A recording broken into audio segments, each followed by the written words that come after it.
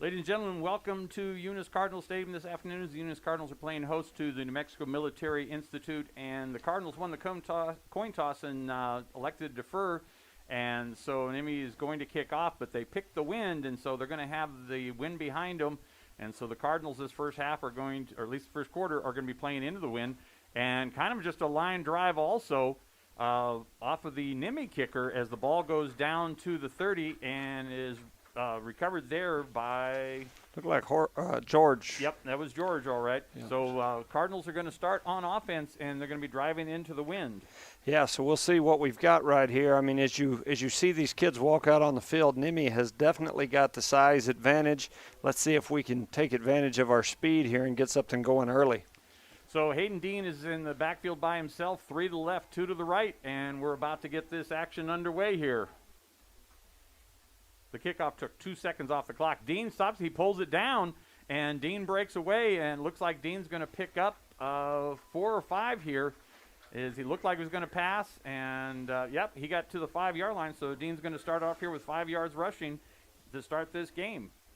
Yeah, so Dean just got back in that shotgun formation, caught the snap, and it was just a quarterback sneak from the get-go. All right, now he's got who's in the backfield with him? Conager Pierce is in the backfield with Dean this afternoon now.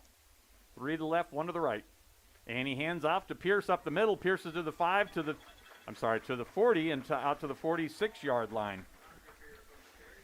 So we're out to the 46-yard line, first down as Pierce runs for 7 yards on that carry. Just a direct handoff deep in the backfield. So yeah, we started seeing that last week. Conager Pierce just took the handoff and marched it right on through and got us a first down here. So we've kind of got that same setup here, just switch sides with the back. 2 to the left, 2 to the right. Oh, and he throws it out to Sean Stinson, who we have not seen this season, at least receiving. He throws it out to him on the right, and the ball's got it, and he tried to run with it before he had it in his hands. Yeah, we saw Sean that first game, and we haven't seen him much since on offense. He's been playing a lot of defense, but I know they're looking to kind of mix some things up in the receiving core. So missed that one. Here we go on 2nd down and 10. 3 to the left, 1 to the right. Pierce in the backfield, and the ball is hit at the line of scrimmage, and Jorge Ortega goes up and gets that ball. But it's only for about a 1-yard completion as that ball is tipped at the line. Just glad that George was paying attention well enough to go up and get that one, because it sure could have ended up an interception the other way. So 3rd down and 10. Dean rolls out to the right. He's got Hemmingson out here on the left-hand side, and it looks like he's going to have more than enough for the first down as he's going to pick up, looks to be, 10 or 11 on that catch? Yeah, he's down to about the 41-yard line inside Cardinal territory, or in NMMI territory, I'm sorry here. So at the 41-yard line on the left hash, Cardinals run up in a hurry-up offense and get set quickly. And that's one of the things that Dean hands off to Pierce. Pierce is kind of stopped in the background, but he gets away from it, and he's picked up about 4 yards. Looks about 5 yards on that play. Yeah, number 42, Diego Bustamante, come up and was able to knock Pierce off his feet there after a gain of about 5. And so it's going to be 2nd and about 5 at about the 36-yard line. Yeah, Pierce got bumped in the backfield there, but they tried to arm tackle him, and he's a big boy. All right, they hand off there, and this is going to be up to the middle here. It's a flip off to that's George again. Yeah, George. And George looks like he's going to be close to if they mark that ball there at the 30, that is a first down. So it looks like we have a flag on the play. Yeah, we've got 2 or 3 Institute players laying on the field still, and we're a good 10 seconds after the play. They're still down. One of them looks to be trying to get up. The other one's got multiple coaches around looking at him. Yeah, that's the one that's not really moving there. That's 10, Juan Badillo. He's also their quarterback, according to my notes. And, he didn't move after he got hit. And, he may have rung his bell, and what it was is it looks like he ran into his own lineman there, which was number 76, Mendez. Ran in Mendez? Yeah. R-E-N-A-N. Menez. Yeah, I'm not sure there. I know Eunice has come out. We've thrown the ball once or twice here, but for the most part, we're just spreading them out and trying to pick them apart with the running game with a mixture of giving them a little dose of Dean, a little Jorge Ortega, and some Pierce on this. So far it's worked out for us. We're driving it down their throat. Let's see if we can keep this going. We're down to what looks like about the 31-yard line. It's going to be third, and it looks like they're saying 6 inches or less. Yeah, I mean, that is, I mean, not even 6 inches. So that was a great little cutback there on George's part as he got the pitch and then decided to go inside. And that's T.J. Martinez, and he's our pounder. Yeah, Martinez is going to pick, 10, 15 yards on that rush up the middle. Yeah, and T.J. Martinez, that is his specialty right there. When you need 6 inches, you give it to T.J. Martinez, and he'll get you about 6 yards because he pounds it right down the middle. 1st and 10 at about the 18. Yeah, he picked up 14 yards on that. Dean out there, so they got Dean dropped. Dean's still going as he's fighting. He got hit 3 times. And looks like Dean's going to pick up about 7 yards and get down to the 10-yard line. Yeah, he almost went down at least twice in those 3 different wrap-ups, and he was able to scramble around. He's just so shifty, and he's got great hand-eye coordination and balance. Was able to stay on his feet, pick up the first down. 1 to the left, 4 to the right. Dean by himself in the backfield. Now he's looking at the coach, and it's like almost they're trying to – we've seen them where they've called the other team offhand when he claps his hands. Yeah. And he's that last couple of games, he's gotten some good yardage. And here Dean's just going to keep the ball, and he is down to the 5-yard line. They're pulling him back now. I think the guy that's got him down there outweighs him about 2 to 1. That's number 42. Yeah, that's one of those things where you've got to blow the whistle. You've got to blow the whistle. That stand-up right there is where a lot of people get hurt. I don't like when I see that. Dean picks up 5 for the first down, so it's going to be 1st and goal from about the 5.5-yard line. Yeah, so here we go, about the 5.5, first down. Here goes Dean. Dean rolls out right. He's looking for somebody in the backfield. He hasn't got anybody, and he's just going to get – the ball is tipped and intercepted in the end zone. Yeah, that was not a very good decision there by Dean. He had 14 open in the back corner of the end zone as he first started to roll out, and then all that started to close up, and then as he continued right, he threw it into a crowd. It got deflected and ended up right in the hands of the New Mexico Military Institute. Yeah, Ortega hit that. I mean, the ball kind of hit Ortega in the hands, and it went up in the air, and there were 3 military guys right there for it. So we got a turnover here on the interception. Yeah, definitely not what we needed there in our first drive of the day. So that's going to make it 1st and 10 after the touchback for New Mexico Military Institute. 1st and 10 at the 20-yard line, and so now we'll get a look at their offense versus our defense. Yeah, and we're hoping we can get a stop here. They've got the wind behind them, so we'll see what happens there. And it looks like they got a different person in there as quarterback. I'm trying to see his number off there, can't really tell. Looks like 7. Daniel. And he was trying to drive us off the ball. So here they come up the middle, and he's going to get maybe 1 yard on the carry. And that's number 52 that was rushing the ball, Seaman Johansson, and he picks up maybe 1 on that.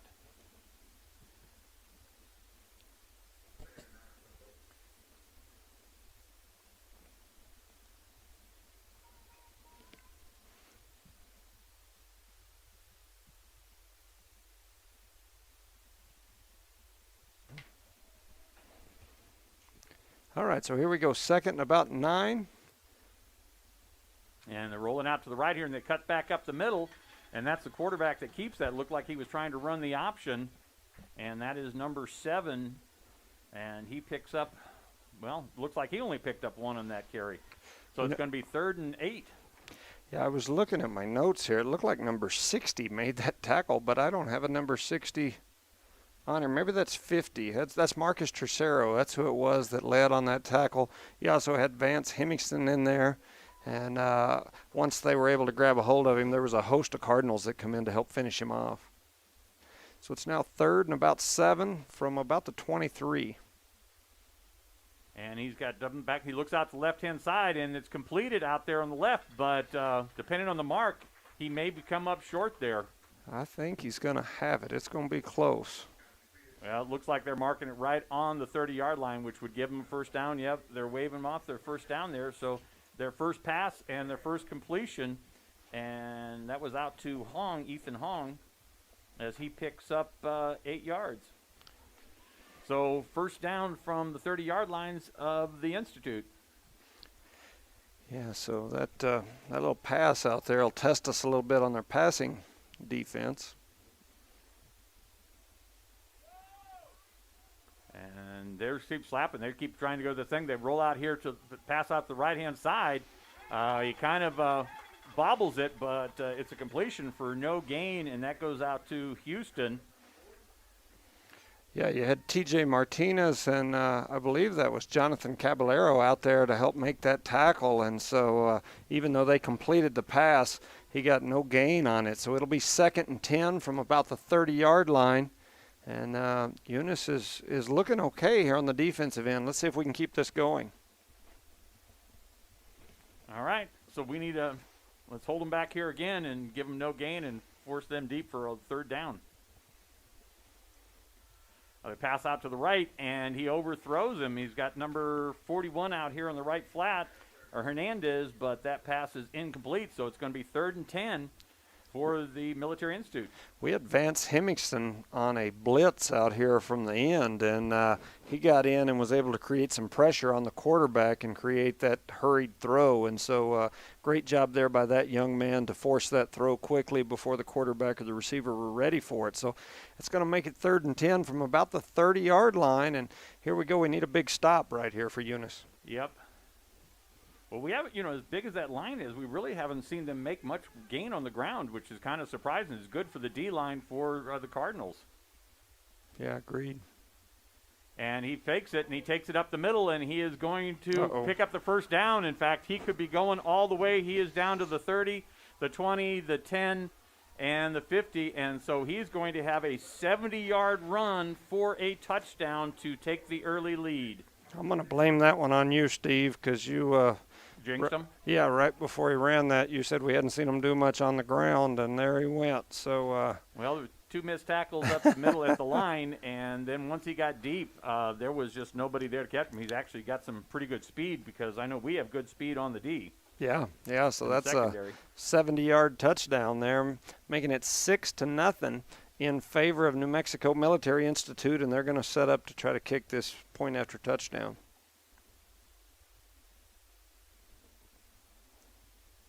Count and make sure they have the right number of people on the field. It's always a good thing. Well, at least number 10 is back in the game, so that's good. We saw him get down earlier, and that ball is up and good, as we almost had a block there. What was that? Cason Pearson almost got in there to block that. He got really close to getting his hands on that ball. So yeah, well, it's 7-0 now in favor of New Mexico Military Institute, and we have 5 minutes 54 seconds remaining here in quarter number 1. We're going to send it back to the studio for 1 minute, or make it 30 seconds. Back in 30 seconds.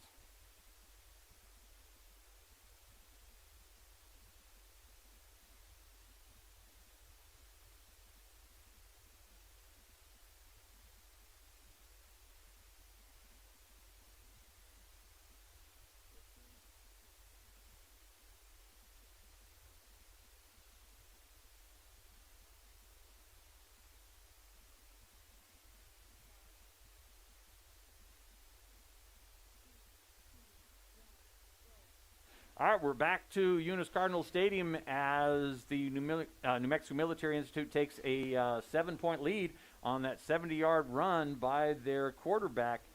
So Cardinals drove on that first time and then, intercepting the end zone when they had 1st and goal from the 5-yard line. So we'll see if we can get a quick score back here on the board, and we'll see what's happening with the kicking there, because on the first kickoff of the game, New Mexico didn't really have much on there, as they kind of dribbled it through back, and we recovered it on the 30. Well, here they go. They're lined up to kick off here, 40-yard line. Eunice has got Pearson back deep. They've got Dean slightly ahead of him in the middle of the field. Well, and that time we get a good kickoff, and that ball is going to go all the way back to the 5-yard line. He brings it out to the 10. He's out to the 15. He's to the 20. He's trying to get out to the right side, and he actually is going to get pulled down, and so that ball is going to come back out, and it looks like we're going to take possession here on our own 19-yard line. Nope, he's going to put his foot on the 20-yard line, so might as well just let it go in the end zone, but got it back to the same place, as we're going to be 1st and goal from the 20-yard line for the Cardinals. Yeah, so we'll see if we can keep that momentum going that we had going before the interception and drive down the field. This is going to be an important possession here for us. Looks like Dean's going to be in the backfield along with Conager Pierce and TJ Martinez. Boy, full house backfield and some definitely got some meat back there with those guys. Exception of Dean. Dean looks like his hand's off. He keeps it, and he heads up the middle, and Dean's going to pick up about 7 yards as he brings it out to the 27-yard line. They were playing that option, and he fakes it and was able to get another 5 yards after he fakes the pitch. Yeah, so Dean ran the option out here to the left, and he pulled it out of TJ's belly and came on around and had the pitch there, faked it, and was able to finish off the run. All right. This time he spins around like he's going to pitch it again, and unfortunately he's caught for a loss, and he's going to drop back to about the 26-yard line. So it looks like he's going to lose 2 on that as he did the spin move to fake the pitch to Pearson. And now we're going to be 3rd and about 4 for a first down. So Martinez comes out, and Stinson comes back into the game. Stinson dropped that pass earlier. So Dean is back to pass, and he throws up the middle, and the ball is tipped. And that was going to throw out to Pearson there, but yeah, I'm not sure who that was to. We had Pearson and George Ortega that both touched that pass as it was bouncing around between folks, and it looks like our punt team's coming onto the field. Well, 4th down from your own 26-yard line. Discretion being the better part of valor. So, but we're going to be kicking into the wind, so hopefully we'll get something here. Although we had some good kicks the last couple of games on the punt. So well, and we can have all the valor and discretion we want. We're down 7-0 here early in the 4th quarter. 4 minutes and 42 seconds remaining in quarter number 1, and I thought they jumped off sides there. So it looks like we're going to get the penalty. It definitely looks like it's going to be against New Mexico because their coach is down there just flaming. Yeah. So they're going to looks like it's going to be an encroachment on the defense offsides, and we're going to get the first down out of this. Yep. Yeah, so that's a huge break for us. Yeah. Huge break for the Cardinals after that last drive, having that big break that hurt us. So now we get a good break that goes for us. Punt team comes off the field, and now our offense returns. And so looks like we're going to have that kind of that same package in the backfield. We've got Dean back there. We've got Conager Pierce, and then we've got twins split out to both right and left. Well, the height advantage. So we've seen a couple of Dean's passes, tipped already. So that's been a problem. And Dean hands off to Pearson, and Conager Pierce, and looks like he's going to get just back to the line of scrimmage. So it's going to be for no gain there. Yeah, they kind of hit him awkwardly about a yard deep in the backfield, and one leg went up in the air, kind of looked like a ballerina there for a second as he spun around and went down. Yep. So 3 to the right, 1 to the left, and Pierce in the backfield, and the ball hits the grounds, and Dean picks it up, and he, for a little guy against that meat, boy, he pushes it up about 2 yards. So we've got a injured kid down there on the field. That's Adrian Perez, and he's holding his knee. That is what we did not need. We've already got Tippett out for the season with a knee injury. Yeah, that's definitely not a good thing. He's one of our bigger kids that we've got on the team. Perez at 6'1", 200 pounds. He's one of our senior linemen. They just had senior night for him, and I know that he had decided that he was going to play football or basketball this year, so he's already been practicing basketball. So we sure hope that young man's okay. Yeah, we don't want to see any kids. I mean, we're glad to see that the player that was down earlier for New Mexico was back in the game, so that's a good thing. But yeah, before this game, one of the things that I had mentioned was this game was going to be one of those that we just wanted people to be all right. Yeah. Well, he is up and looks like he's going to walk it off. Yeah, he's going to walk it off, so that's always a good thing because he's a little ginger, but he seems to be putting more weight on it with each stride. Yeah, it's them dang knees and whatnot. They're just so – it's amazing how tough the human body is, but for whatever reason, those knees can can really be messed up pretty easily. And so we've already seen that once this year with Mr. Tippett and his leg and the situation that he ended up in. And so, all right, Dean by himself in the backfield, 3 to the right, 2 to the left, and it's 3rd and 8 for the Cardinals from their own 33-yard line. Dean falls back to pass. He goes over the middle, and the ball is completed. That is out to Pearson, and he is down to the 35, to the 30. He is down to the 20. He is finally brought down, and it looks to be his hauled out of bounds at about the 17-yard line. Yeah, he probably did his Uncle Travis proud right there, because that's one of the best catches and runs that we've seen from Pearson in his career. That was a heck of a move that he put on there in the middle of the field to get a first down inside the 20. A 50-yard reception. I'm going to say that one's about a 50-yard reception and run there. That was about 20 yards on the reception and 30 yards on the run. First down from their from the 18-yard line. And they hand the ball to Pierce, and he is down to the 10. He is down to, he's still going. And he is down to about the 7-yard line. It looks like Pierce is going to be close to a first down there on the rush for the Cardinals. Yeah, he was rumbling and stumbling and spinning and bouncing and all the way down to about the, what looks like about the 7, maybe the 8-yard line.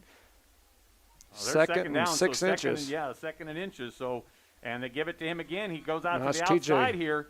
And looks like he's going to get enough on that for the first down. I think he's going to get down to about 17. That wasn't him. That's T.J. Martinez running with the ball this time. So Martinez picks up maybe, they were saying 1 yard on it, but that's all we needed for the first down. So 1st and goal again. Yeah, the funny thing is then the white hat blew the thing dead, was looking like he was going to want him to measure, but now they've already dropped the chain. So it'll make it 1st and goal from about the 7. All right. And Dean keeps it. He pitches out to the right, and Pierce, I'm not sure what that was, but he's going to pick up about 3 on the carry. It looked like he was going to go, the pitch was intended for him to go outside, and then he ended up going back into the interior of the line. Yeah, what that was the simple old-school Oklahoma option. He faked the dive. They're running it from the shotgun formation, and as he started out, they had their people out there. They had the pitch man and the quarterback covered. He pitched it anyway, and there wasn't anywhere for him to go, so he cut back and was able to get back maybe a yard. Yeah, he picked up 2 or 3, and here that looks like Martinez, and Martinez is going to get that down to about the 1 yard line, so that's going to be, what are they saying, the 2 yard line there? So Martinez picks up about 3 on that carry. Yeah, so 3rd and 2 from the 2 yard line, 3rd and goal. And Dean gets the ball, and he's in. Oh, they called a timeout, they're saying. Oh, boy. And Eunice called the time. Oh, no. Now they're going to say New Mexico, and it's like. Yeah, he signaled the wrong way, but it was definitely New Mexico Military Institute that called the timeout. Well, unfortunately, Dean had gotten the ball in there and snuck across for the touchdown, but now we're going to go back to it. And I say the ball is, well, I can't tell. I mean, it looks like the 1 yard line there. Yeah, it's about where we said it was to begin with. Looks to me like about third down, and as you look at the marker out there on the side, it looks like he's about on the 2. Here, but it looks like it's halfway between the 1 and the 2 yard line here. Yeah, so 3rd and goal from about the 2, and the 2 teams are now returning to the field. Let's see what Eunice does, if they try to go ahead and proceed with that quarterback sneak, or if they go with something different after they've had a look at it. Yeah, that was unfortunate for the Cardinals, is they kind of showed their hand on what they wanted to do. But it's Dean and Martinez in the backfield, 1 to the left and 3 to the right. And the good thing is Perez is back on the field. And T.J. Martinez touchdown. And Martinez pounds that ball in and gets the TD. When he's able to get the ball without getting hit before he's handed with a head of steam going straight, he's hard to stop. That's always been his cup of tea. So Eunice cuts into that lead. It's now 6-7 in favor of New Mexico Military Institute here with 1:37 remaining in the first quarter, and Caballero comes out, and we'll see if his continued practicing PATs helps us here. Well, Julius Woods, the center there, made a hole for Martinez to get through, and Martinez delivered. And the kick is down, and it looks like it's in. Right. Well, I thought it was going to be wide left there, but. Yeah, so Caballero kicks it through the middle. That makes it 7-7. So Eunice has equalized here and tied the ball game up late in the first quarter. 7 Eunice, 7 New Mexico Military Institute. All right, we'll be back in 30 seconds. You're listening to Cool 95.7 and HobbsAmerica.com. Back in 30.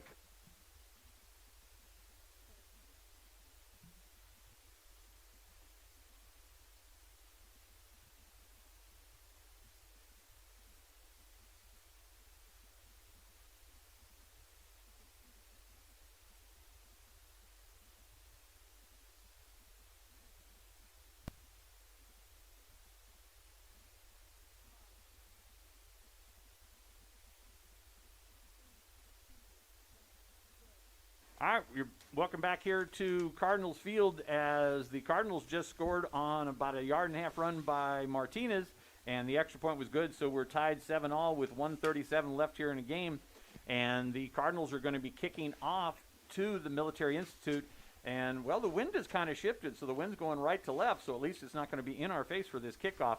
And it looks like he's going to dribble. Look how he's got the ball set sideways on the tee. So That's they're what not we've planning done. to go deep. Yeah, that's what we've done all year. In fact, I'm surprised they're even using a tee. They've been just setting it on the 40.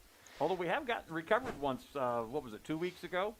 That we actually recovered an onside kick as a result of this. And that ball jumps up in his hands, and so they're going to take over. Looks right at their 35-yard line.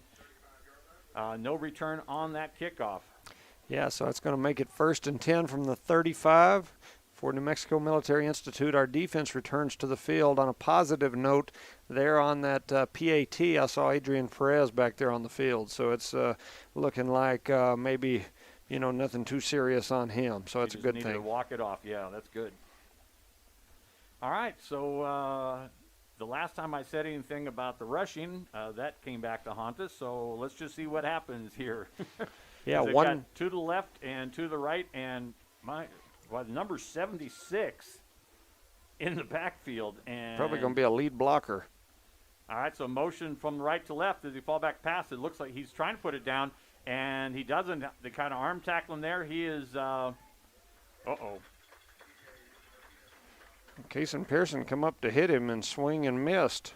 Yep. And ran right past him, but the rest of the Cardinals were able to flock in there and take him down. He did pick up about 1, so that's going to make it 2nd and about 9 from about the 36-yard line. Yeah, 1:13 remaining here in the first quarter. I thought that would have been great if he caught him 3 yards deep there, but yeah. But they're not. Defense is doing a good job. Yeah, they're definitely out there competing for sure. Because they're almost like they've got the people in the backfield, even their numbers are lineman numbers that are lined up in the backfield. And they hand it off to the right-hand side, and he's going to pick up. Well, he's going to pick up about 3 or 4 on that one as he's going to bring it out to the 40-yard line, and that was number 76, which is Randy Menez. And so we've seen him in the background. Like I said, he's got a lineman's jersey number. Yeah, it says he's an offensive lineman, defensive lineman, and weighs 253 pounds. So he's definitely a large specimen standing back there in the backfield. Well, they just intend to pound it and using that weight against them. You talked about it being a physical game. It doesn't get more physical with a running back that's 250 plus. Yeah. Looks like a busted play there. Yep. And so the quarterback there tries to run it out to the side, and he gets no gain on that one. So it's going to be 3rd and 5 from the 40-yard line of the Institute. Yeah, Ovion Taveros and Caballero there in on that tackle. Picked up a couple yards. Going to make it 4th and 5, and it's the end of the first quarter. All right, we've got a tie ball game here, 7-7, and we're going to send it back to the studio for 30 seconds. You're listening to Cool 95.7 and HobbsAmerica.com. Click on the Cardinal. Back in 30.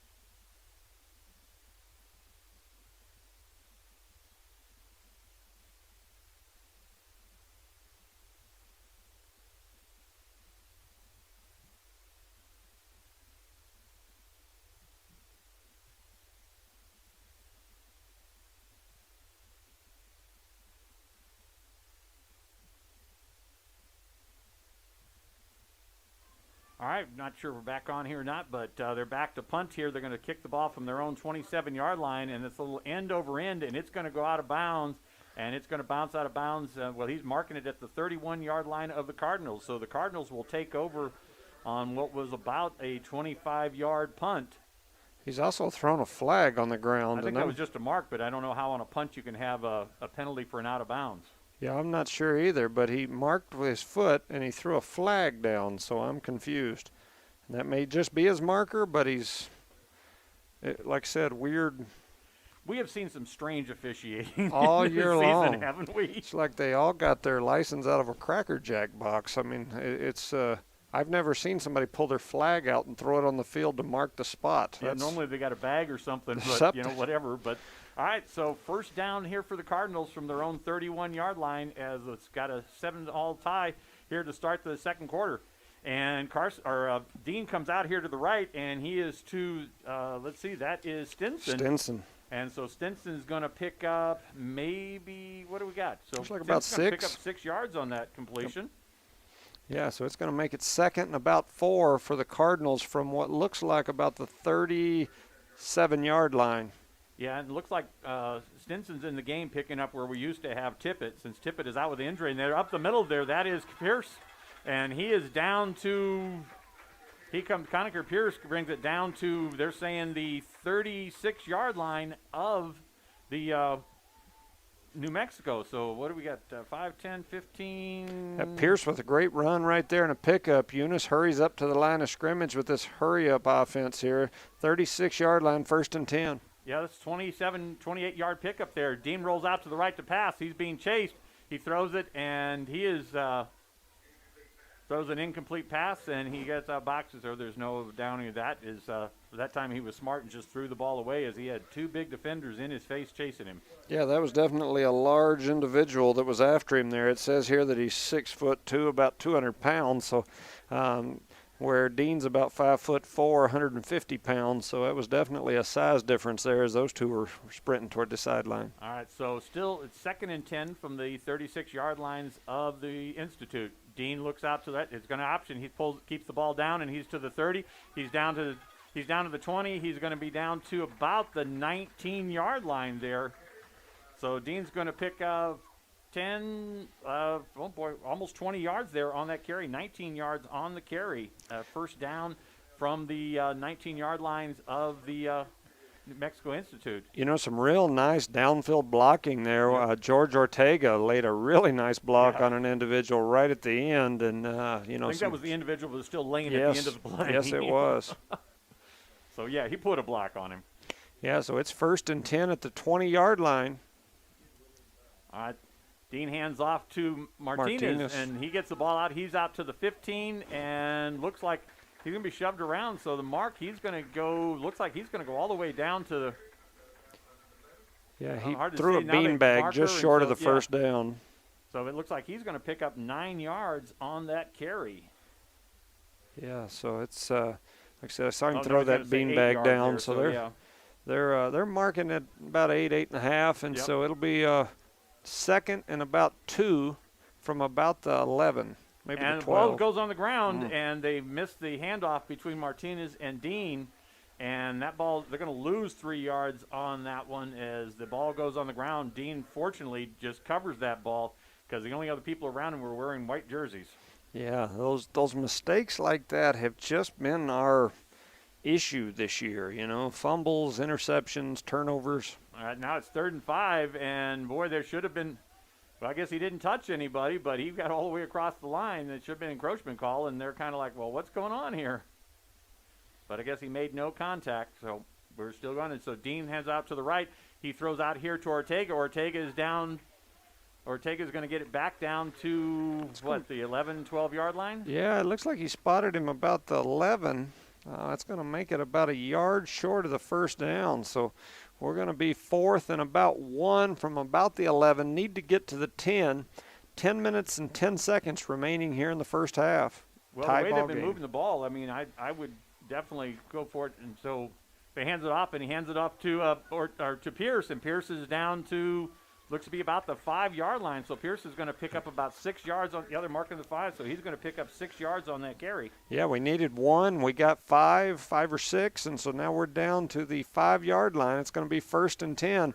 And here comes T.J. Martinez. I would not be surprised at all to see him run it up the middle or some sort of option play here. They've got those. The beef you got there with Ortega and Tippett and Pierce in the backfield there. And you're right. He holds it off, and he throws it out to Pierce at the option. And on the option play there, Dean pitches it off, and Pierce goes into the end zone for a 5-yard touchdown. Yeah, and the bad thing about that is Julius Woods was slow getting up. They had to help him up, and now he's stumbling off the field. So I'm hoping that's just something minor because he's our center. Yep. Well, he's looked like he's doing okay. They're just stretching out. Maybe he's got a cramp or something, or a little. Definitely hope so. Right, so here we go with Caballero back to kick this extra point. Eunice now at 13-7. And that one looks good. It's over the bar, so it is 14-7 here with 9:39 left in the first. Yeah, so a great drive there by Eunice, and they were able to take care of business, stretch this lead out to 14-7. We really needed that. While we've got a minute, we'd like to thank our sponsors, Parker Energy. I know Brett Parker's listening to us at the lake on his birthday. Happy birthday, Brett. Hope you have a great time down there, and we appreciate you and your family and all that you do for Eunice Sports and Athletics. Eunice Health Clinic, Leanne Reeves, Alma Romero, who I saw sitting down in front of the box here. Thank you guys, all of you that work up there, for all that you do. Eunice Public Schools, Cardinal Hardware, Chris Myers, Ashley Davis. The Davis family went down and did some really good things here in a big race over this last week, so we're proud of them supporting our community and the things that they do. The City of Eunice, Eunice Pump and Supply, Becky Nogelmeyer and staff, Zia Otto and the Whitmire family. Thank you guys so much for all you do for Eunice Cardinal Sports. And the Jones family's down there in the front row, and they were up here waving to you, Judge, oh, yeah, and trying to get your attention as you were going through the commercials. So. Yeah, well, I better wave at them. Shout out to the wife, Erica Jones. I see her down there with my mom and the family. So. All right, so the Cardinals are going to be kicking off here, and and now there's no wind. The flags are draped just like straight down here. So that's definitely good for us. Well, actually, considering the direction, I'd like a nice hard wind to get it down to like the 3-yard line. All right, here comes the kickoff, and it runs off. And will someone fall on it? Yes, they will. And boy, those two were well trained, as they knew just cover it up. Yep. Yeah, that was actually really good coverage by them. They jumped down on that and were able to keep us from getting it. So it looks like Eunice is going to take over. NMMI is going to take over 1st and 10 from about the 46-yard line. 9:37 remaining here in half number 1. Eunice leads 14-7. All right, so looks like we've got 3 to the left, 1 to the right, and now they've got a different big guy in the backfield there for them. That is number 57, Gabriel Richardson is the running back. And he's back to pass. He's going over the right, and it's caught. Oh boy, and we missed that one. That was missed the first tackle. That was Stinson out there as he tried to basically got a piece of his jersey. But that went for 15 yards there on the completion. And so first down for NMMI. That's not what we wanted to see. No, we definitely need to stop here. We don't want to give them the opportunity to even this game out here. All right, first down from the 40-yard lines of the Cardinals. Yeah, so we've got trips coming left, 1 wide out to the right, and 1 in the backfield with the shotgun. And the quarterback's just going to keep the ball, and he runs up the middle, and he's going to pick up close to 9 yards on there. He's going to be close to that first down marker.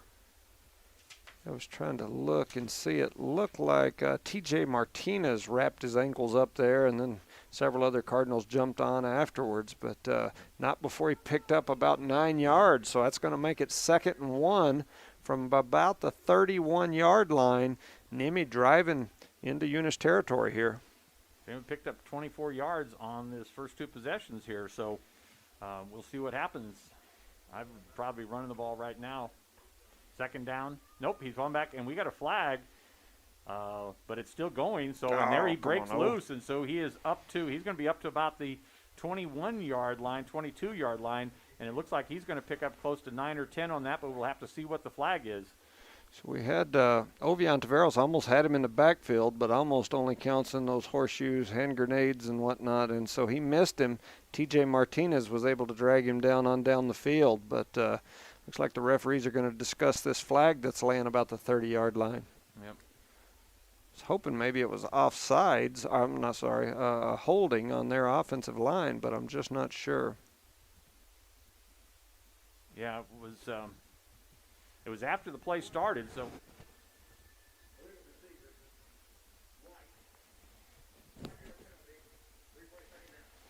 Oh, so instead of a 11-yard pickup there for the quarterback, they're going to lose 5 yards, and so that is going to make it second.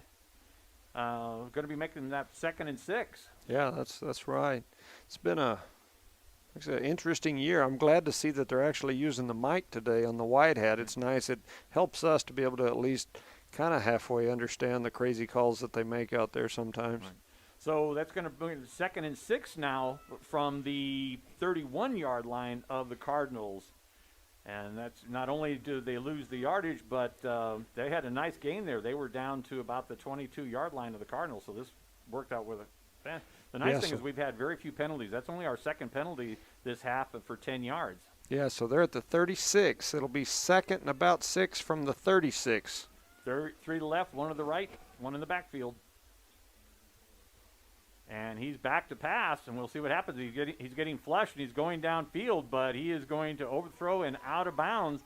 As that time, Stinson had his man well covered. Yeah, we're struggling a little bit to get pressure on him when they do drop back. I'm not sure if that's because we were expecting them to do a lot of running, and we're just not sending anybody after him, or if their offensive line is just doing a really good job of holding us off. But struggling to get in that backfield. Pass was overthrown there, so that's going to make it 3rd and about 6 or 7 from about the 36. All right, so we need a big stop here for the Cardinals. 3 to the left, 1 to the right, and again, just 1 in the backfield. And last time they ran it, and he's going to run it again here. He's flushing out to the right-hand side, and they're going to stop him this time. He's going to pick up about 3, but he didn't break free like he has before. So he picks up 3 on that carry. That's going to make it 4th down. Yeah, it's going to make it 4th and about 2.5, maybe 3. And so we'll see what we've got here. This is going to be a big play for the Cardinals. We really need a stop here. They sent off one kid that looks like he weighs about 135 pounds, and they sent 2 kids in that look like they weigh about 250. So good trade, I guess. Well, and that was the kid that number 10 was the one that we saw go down there in the first half. So I would guess some sort of down and 3. Some sort of lead run right behind them 2 big ones that they just brought in. Oh, yeah. Oh, and yeah. they bring him down. That is who tackles him. I think that's Caballero. 24 on the yeah, that's Jonathan Caballero that come in there. And so Caballero stops him for about a 2-yard pickup there. As that was a big boy, number 56, that made that rush. Yeah, and Caballero was 5'6", 160 pounds, and that kid that he hit in the backfield probably weighed 250, and so he took him down. Great play for the Eunice Cardinals, great play by that young man. So that's going to make it 1st and 10 after the turnover on downs at about the 34-yard line, Dean in the backfield. Yeah, and that runner for them is listed here as an offensive defensive lineman. Yeah. So all right, so here's Dean's going to rolling out slip. He's going to keep the ball, and Dean is up to the 50-yard line, the 50, or well, that make it the 49-yard line, 48-yard line. So they're going to go to the 48-yard line. So Dean's going to pick up 17 yards on that carry, and it's going to be 1st down in NMMI territory. 1st and 10 for the Cardinals at about the 48-yard line. Dean in the backfield and Pierce back beside him to the right. So 17 yards on the pickup by Dean. And this time he is going to pass. He goes over the middle, and he's got it complete. And who's that? Ortega. George Ortega. So Ortega's going to get close to 9. Ortega's 9 yards on that catch. Yeah, so that's going to make it 2nd and 1 after that catch by Ortega. It was a great pass, great catch, great pass by Dean there, great catch by Ortega. We're going to have trips right, a single wide receiver out to the left, and Pierce in the backfield. And he hands it. He keeps it, and he tucks it down. He's down to the 30. He's down to the 20. He's going to be down to the 22-yard line. So Dean's going to pick up. Well, 16 yards on that. Dean's going to pick up another 16 yards on that carry. Yeah, so Dean on that run, right at the end of it, he got turned head over heels, looked like he was doing somersaults, and he swept into Pearson's leg, so Pearson's kind of limping around now. 1st and 10 Cardinals. All right, this time they do hand off to Pierce, and he's down to 5. He's down to the 5-yard line, so he's going to pick up 14 yards on that one. Pierce left a trail of people as he headed down the field, some of his own, some of the Institute laying around the ground as they tried to make a play on him. So he's all the way down inside the 5-yard line. He's down to the 4. It's going to be 1st and goal. All right, 1st and goal here, 6:12 left in the half.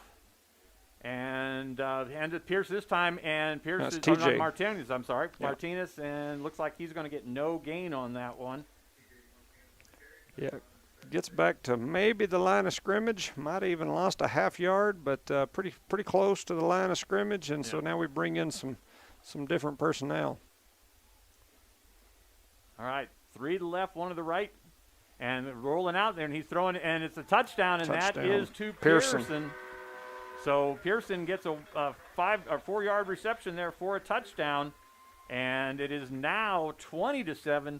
In favor of the Cardinals, as we got 5:41 left here in the first. You know, I've noticed they're running that little option right and left, and he's got the option of either taking it and running it, or he's got receivers that are going out to that side. So and he had 2 men out there, and so he picked the short one. The short one was Pearson. And Caballero is back to kick this extra point. Uh-oh, they're firing them. Well, and we got kind of a mess up there, and so Dean tries to scramble, but he's taken down. Yeah, the snap skipped off the turf, and so Dean had to fire. That's what they call it when they send out their receivers. The up back hollers fire, and everybody goes to their spots. But by that point, he was in trouble and got taken down. So the extra point is no good. It's now 20-7 with 5:41 remaining in the first half. All right, and Dean gets a little pat from the coach on the way back, just knowing they're covering up that ball. All right, we're going to send it back to the studio for 30 seconds as the Cardinals lead 20-7. Back in 30.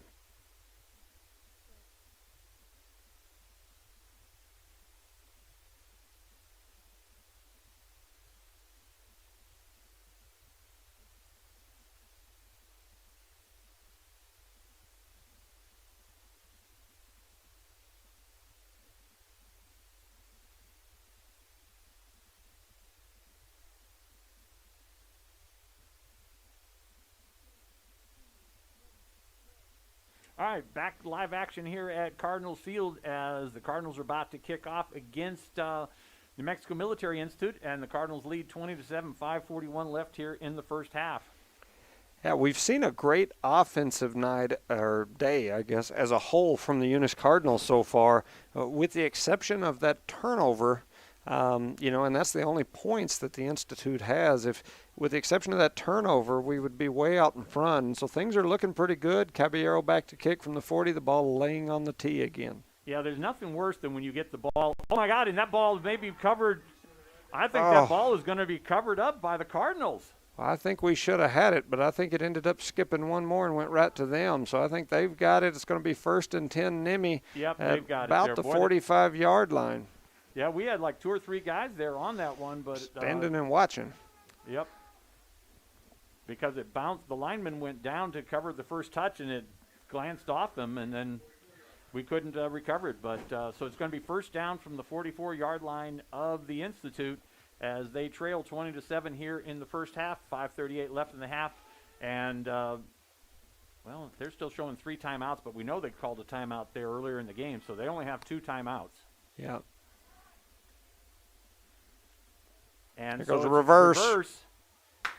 And Cardinals are there, and that was who trips him up. That is it's George Ortega. After he picked up about 6, maybe 7. So, we just kind of went to sleep on that backside. But luckily for us, Ortega makes a play. If he gets past Ortega, he's probably off to the races. Yep.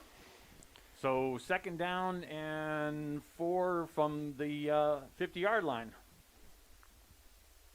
5:11.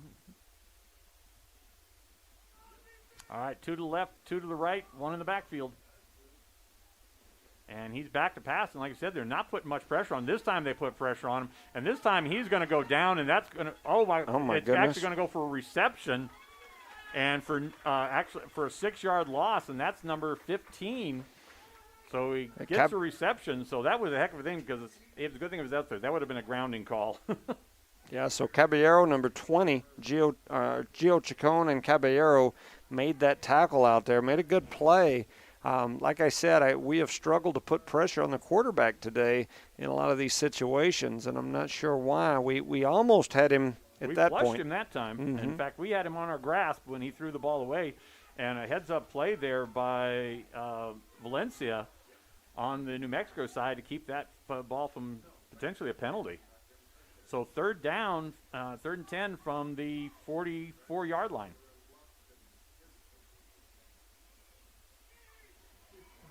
Get there, And they're going to bring him down, and he's going to lose 2 yards on that rush. So he looks to pass. He's got nobody out there, and he rushes it, and it looks like he's going to lose 2-yard line. Or they're going to, 2 yards. So Kason Pearson comes up and really was able to contain him. He had got on the outside of Ovi Ontiveros, but once Pearson turned him back in, then Pearson and Ontiveros both jumped on him. So that's going to make it 4th and about maybe 12. And so it looks to me like the punt team is coming in here with 3:30 remaining in the first half. Eunice up 20-7. And for the Cardinal defense, this is the second time they have forced them to punt today. The Cardinals have moved the ball on every single possession. The only, like I said, the only bad thing is when they were intercepted in the end zone to end that first drive. And last time the guy got about 25 yards on the punt, so we'll see what he can do here. And he gets it off. He gets a much better punt this time. And, well, I don't know. It looks like he's going to say it's going to go out at the 27-yard line. I think that's a generous spot. Oh, man, that's a real generous spot. That's where our coach caught it. Yeah, and he was on the other side of the red. Yeah. So he was 4 yards off the field, caught it, and that's where they give him the mark. So that's a very generous. I was thinking that was going to come up more like the 33 or the 34-yard line. Yeah, he actually threw his beanbag this time instead of his flag. He found it. It was in the other pocket with his. He just did it to confuse us. Yeah. I think he had it in the pocket with his cheeseburger, and so he threw the wrong one a while ago. So that's going to make it 1st and 10 for Eunice here at about the 27-yard line. Dean in the backfield, and we're going to have, do we have a timeout? So it happened the last time, or are they going to mark, because I don't see any flags. Yeah, they called a timeout. New Mexico Military Institute with a timeout with 3:01 remaining here in half number 1. Eunice leads 20-7. All right, we're going to send it back to the studio for 30 seconds. You're listening to Cool 95.7 and HobbsAmerica.com. We're going to be back in 30 seconds.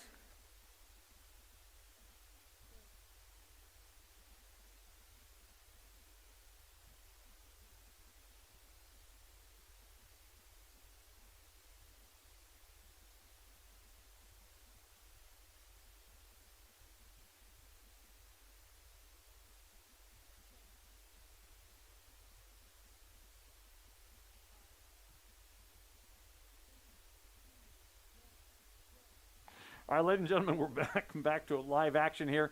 All right, so the Cardinals are leading 20-7 here in the first half. They have the ball first down at their own 27-yard lines, and the Cardinals have driven the ball on every single possession. The only blemish is they were intercepted in the end zone on the very first play of the game. So the Cardinals have been showing they can drive the ball against a very big, tough New Mexico Institute team.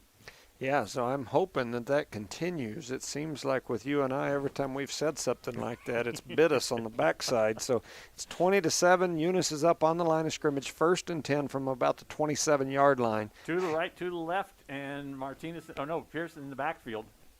And Dean puts it down, throws it, and he's got Pearson wide open at the 50, and Pearson knocks his guy off. He's being chased, and he breaks away, so he is down to the 20-yard. No, they're saying he's down. They're whistling him down, so he takes the ball down to the 21-yard line. Pearson's holding on his knee now, his left knee. He's moving around on the ground, holding that left knee.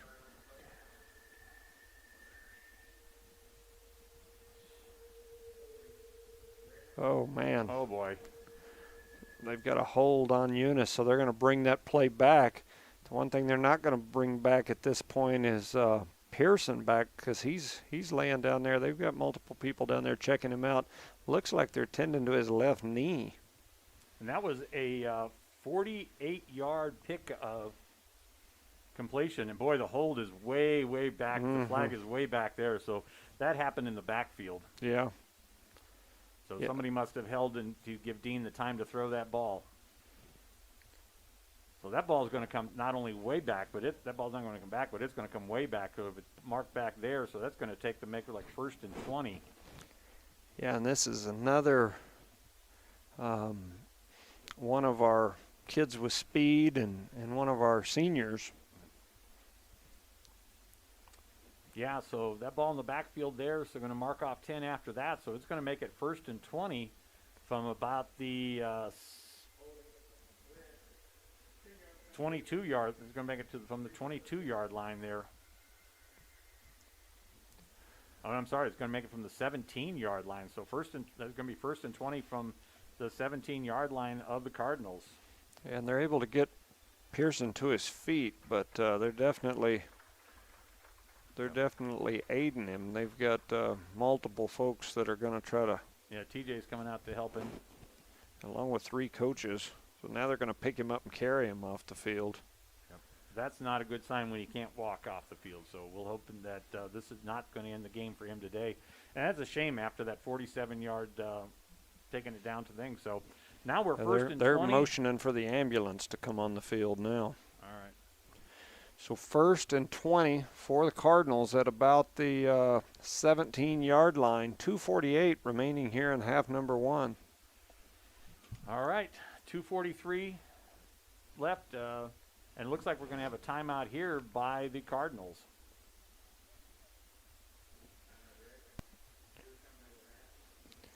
While we've got a minute, we can thank our sponsors. We've got Parker Energy, Brett and Penny Parker. Thank you guys for all that you do.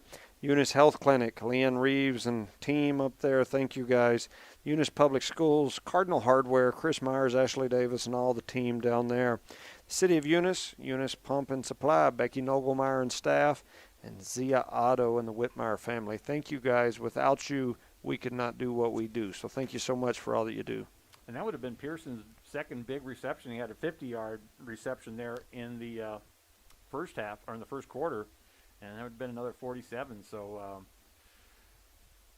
all right. And looking at them, they're down there doing the different little tests that they do. Yep. On the knee to check that structure and stability of the knee. So definitely looks like something to do with that knee. And well, they're bringing the stretcher out, so they're planning to take him to get some x-rays. There's no doubt that it's not something he's going to walk off. This is not a good thing. And so that's two players out for the season for everything. Right. All right, so what are we going to see here as we get back to action as they're got the gurney out waiting Pierce off? And it's a shame. I mean, we had one heck of a first half, so we've got Conager, Pierce, and Dean in the backfield as it's 1st and 20, and he fakes the handoff, and Dean comes out. He throws out to the left-hand flat. The ball's picked up by, looks like Stinson. No, who is number 10? So that's going to be Benton, and Benton picks up about looks to be about 12 yards on. Now they're just going to give him 10. You know, Zeke Benton had a really, really good first game or two, and then he kind of has been quiet the last couple games, so it's good to see him get back involved here. All right, so 2nd down and 9 here. Dean rolls out to the right. He's got a couple of guys wide open. He throws across the field, and he's thrown that one to Ortega. Oh, boy, we got another flag. Yeah, this is going to be a unsportsmanlike now, or a late hit on the quarterback, one or the other. Roughing the passer. Yeah, yep. So we had a gentleman from NMMI that hit the quarterback late, and then it looked like Dean stood up after the fact and barked at him. So, yeah, he is going to call roughing the passer. So. All right, so that's going to be – we hadn't had many penalties, and only 2 for 5 or 10 yards, but this is going to be a big one. Yeah, so that'll be a first down no matter what the situation here is. First down, they picked up, I mean, you know. That's why I'm saying it'll be a first 10 down. yards anyways on that one. Yeah, that's why I'm saying it'll be a first down anyway. Yep. So one way or the other, it'll be a first down. It's going to be 2:24 remaining here in the half. Eunice up 20-7 while we wait on them to finish marking off and figuring out which one of these, where we're going to start at here. Looks like it's going to be a tack on at the end of the play, which is great for Eunice. Yeah, so we got and that's a 15-yarder. So that brings the ball all the way down to the 45-yard line of NMMI. And so we get the 12-yard reception there for Ortega. Yeah, so it's going to be 1st and 10 Cardinals right at the 45-yard line, directly out in front of our booth here. Dean in the backfield, the White House chasing his yellow flag back to the other end of the field. And so I think we're all just waiting on him to pick his flag up. 2:24 remaining here in the half. And the Cardinals have all 3 timeouts. Yeah, and the stretcher is leaving the field, which is a good sign because there's no Pearson on it. Yes. All right, 3 to the left, 2 to the right. Dean in the backfield by himself. He throws it over the middle, and Pearson. Conager Pierce couldn't hang on to it. He had him wide open, and that would have been about a 15-yard pickup, but it just goes as an incomplete. Yeah, it was a great ball by Dean there. He hit Pierce right in stride, and unfortunately he bobbled it, and then by that point the defense had got there and put a hit on him. So 2nd and 10 from the 45-yard line. Dean takes the ball. This time he's going nowhere. He puts the ball on the ground, but it's recovered, and that's number 70, that's Granados, who picks that ball up and saves the turnover. And it's going to be a 3-yard loss there for Dean. Yeah, that makes it 3rd and about 12 from about the 47-yard line. And it looks like Eunice is going to call a timeout to talk about it with 2 minutes remaining here in the first half. Eunice leads 20-7. All right, we're going to send it back to the studio for 30 seconds. You're listening to Cool 95.7, HobbsAmerica.com. Click on the Cardinal.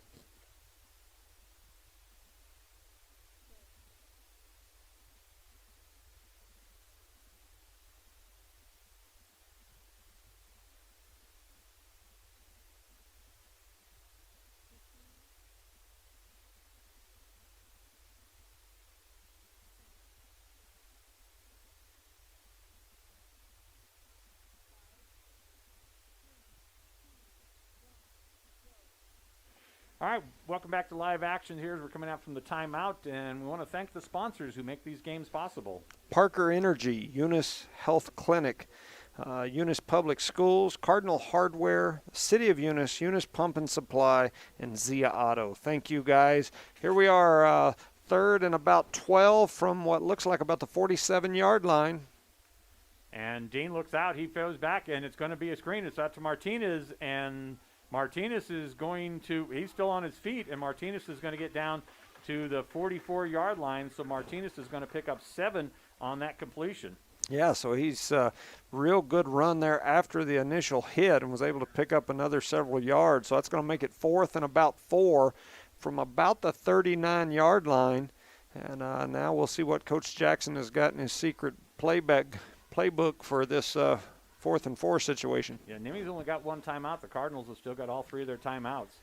Dean keeps the ball. It looks like he's going all the way. Yeah, he's out. He's got the first down. He's down to the 20. Dean is down to the 24-yard line. So Dean's going to pick up 20 yards on that carry. Yeah, some huge blocks there by Vance Hemmingson, as well as number 7. I'm sorry, not number 7. 7 was running the ball. That's 68 out there, Xander Garrett, I believe. All right, Dean keeps it out. He rolls out here to the right. He's going to keep the ball again. He's down to the 14-yard line. So that's going to be looks like another first down for Dean. You know, sometimes when we're up here, those numbers are hard to see. That's 58, Adrian Perez, that made that real good block on the last play. With 55 seconds and the clock is ticking, it's 2nd about 6 inches. I'm surprised the coach is not calling a timeout considering they have all 3. Dean gets stopped. They'll call a timeout after this. Well, no, Dean is not stopped. He wouldn't turn down, so Dean's going to take it down to, close to the 10-yard line? Yeah, he powered his way through there, went ahead and got the first down. That stops the clock with 42 seconds remaining here in the half. Eunice is down to about the 11. They'll have an opportunity to pick up one more first if they come up short of the goal line here. All right. And the Cardinals. You got Dean in the backfield with Pierce out to the left. He's just looking to throw. He's got the ball over the middle and That's wide it. open. That's Ortega. to Ortega, touchdown.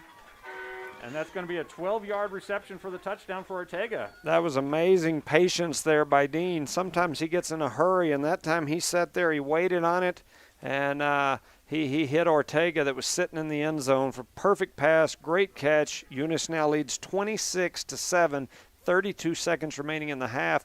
Caballero will be back for this extra point. And Ortega there was nobody within 3 yards around him. So the kick is down, and it looks like it's going to be up and good. It is good. Yeah, that's a great job there by Eunice. That's a really good score. Now we just need to get a stop here on this kickoff. All right, it is 27-7 here with 33 seconds left in the first half. We're going to send it back to the studio for 30 seconds. You're listening to Cool 95.7 and HobbsAmerica.com. Back in 30 seconds.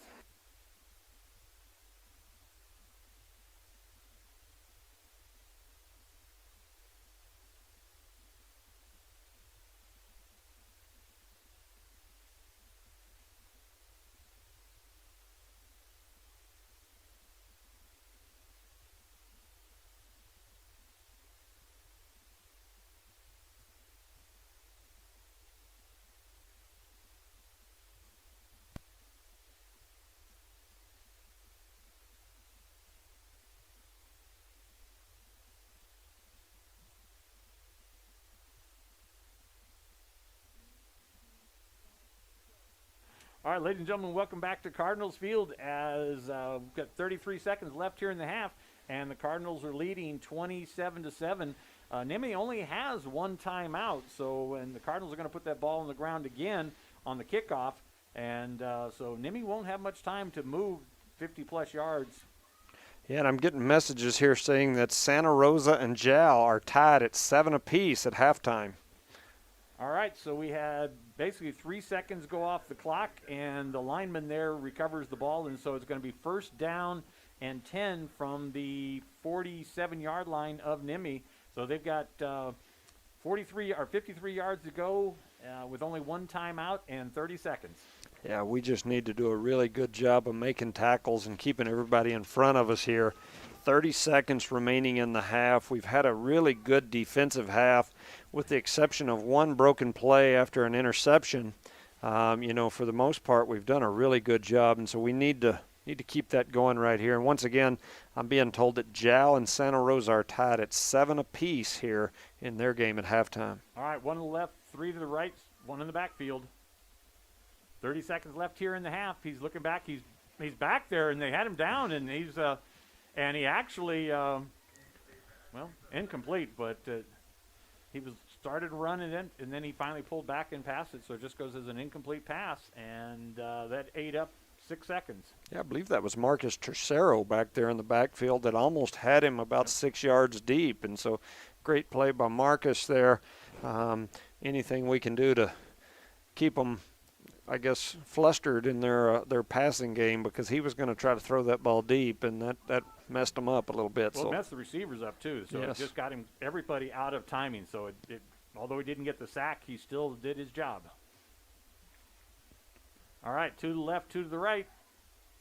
Second down and 47, and this time, and that's an interception. Off. That ball is picked off as the pass is about 3 yards deep, and he just a heads-up play there. Who is that? Hemingston. Hemingston picks that ball off, and he brings it back down to the 30-yard line and wisely steps out of bounds. So the Cardinals have got 14 seconds and 3 timeouts to try and go 30 yards for another score here before halftime.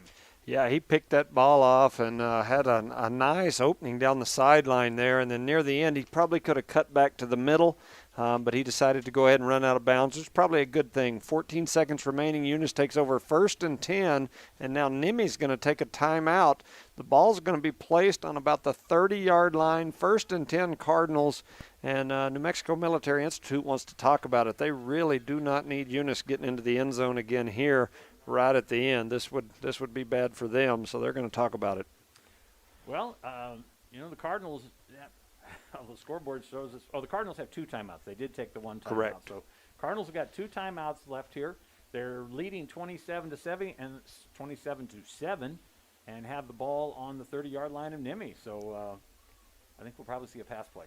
Yeah, I think that that would probably be a good thought. Now, I wouldn't be surprised at all if they drop back to pass and then run, and we end up having to use a timeout. But if we don't get into the end zone, but yeah. So once again, I think it's very interesting that Jow and Santa Rosa are tied up at 7 apiece at halftime, because I think that it kind of gives us an idea. I know.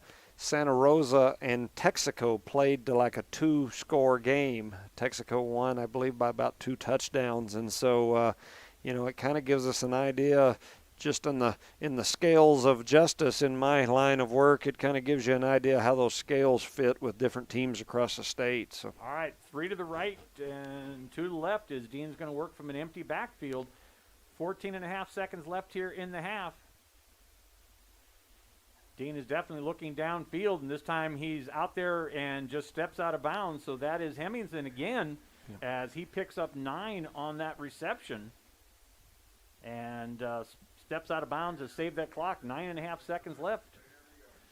Yeah, good throw, good catch. 9 seconds remaining. 2nd and 1 for the Cardinals from about the 20. And they don't really care about the yardage. They care about the thing. And it's over the middle there, and that's going to be Pierce. Timeout. There we go. Timeout, so that ball goes all the way down to the 5-yard line. Yeah, so he makes a great catch there. Dean with a good pass. Pierce with a good catch. He's out there playing receiver. So 1 minute he's the quarterback, next minute he's the running back, now he's a receiver. And so he makes a great play on the ball. They knock him down about the 5-yard line, so it's going to make it 1st down and goal with under 5 seconds remaining here in this first half. So the Cardinals could have 2 shots at it into the end zone. They have a timeout, but if it stops any place in the field, they won't get the clock stopped in time. So I think we're going to see, unless Dean sees a wide open thing, I think we'll see him take a couple of shots into the end zone. Yeah, I think if I was them, I'd throw some kind of really quick pass to one side or the other, and if that wasn't good, then the last one I'd spread them out and just see if we could find somebody open. So 3 to the right, 1 to the left, and Colin Pierce in the backfield. Yep, 4.4 seconds showing on the clock here. I think Dean's sprinting out to the right. They're going to try. No, Dean. Now he goes to the left, and there's nobody there but Cardinals. Touchdown. So Dean gets stopped, reverses field, and goes in untouched. What a heads-up play there by Dean as he picks up 5 yards rushing for the touchdown. A great run there by Dean. He ran all the way outside the right hash over by the numbers, reversed his field, and I mean all 11 players for NMMI were on this side of the hash, and when he went the other way, it was like a wall was set up there with all of his team, and he just cut it back, ran it all the way in. Great play by Dean. Eunice now leads 33-7. Caballero is back to kick this extra point. And that's going to be the kick is going to be the last play of the game as time ran out on that run by Dean. The half. Or the half, yeah, thank you. And the kickoff is good, so 34-7 as we send it back to the studio for 6 minutes. You're listening to Cool 95.7 and HobbsAmerica.com. The Cardinals lead 34-7.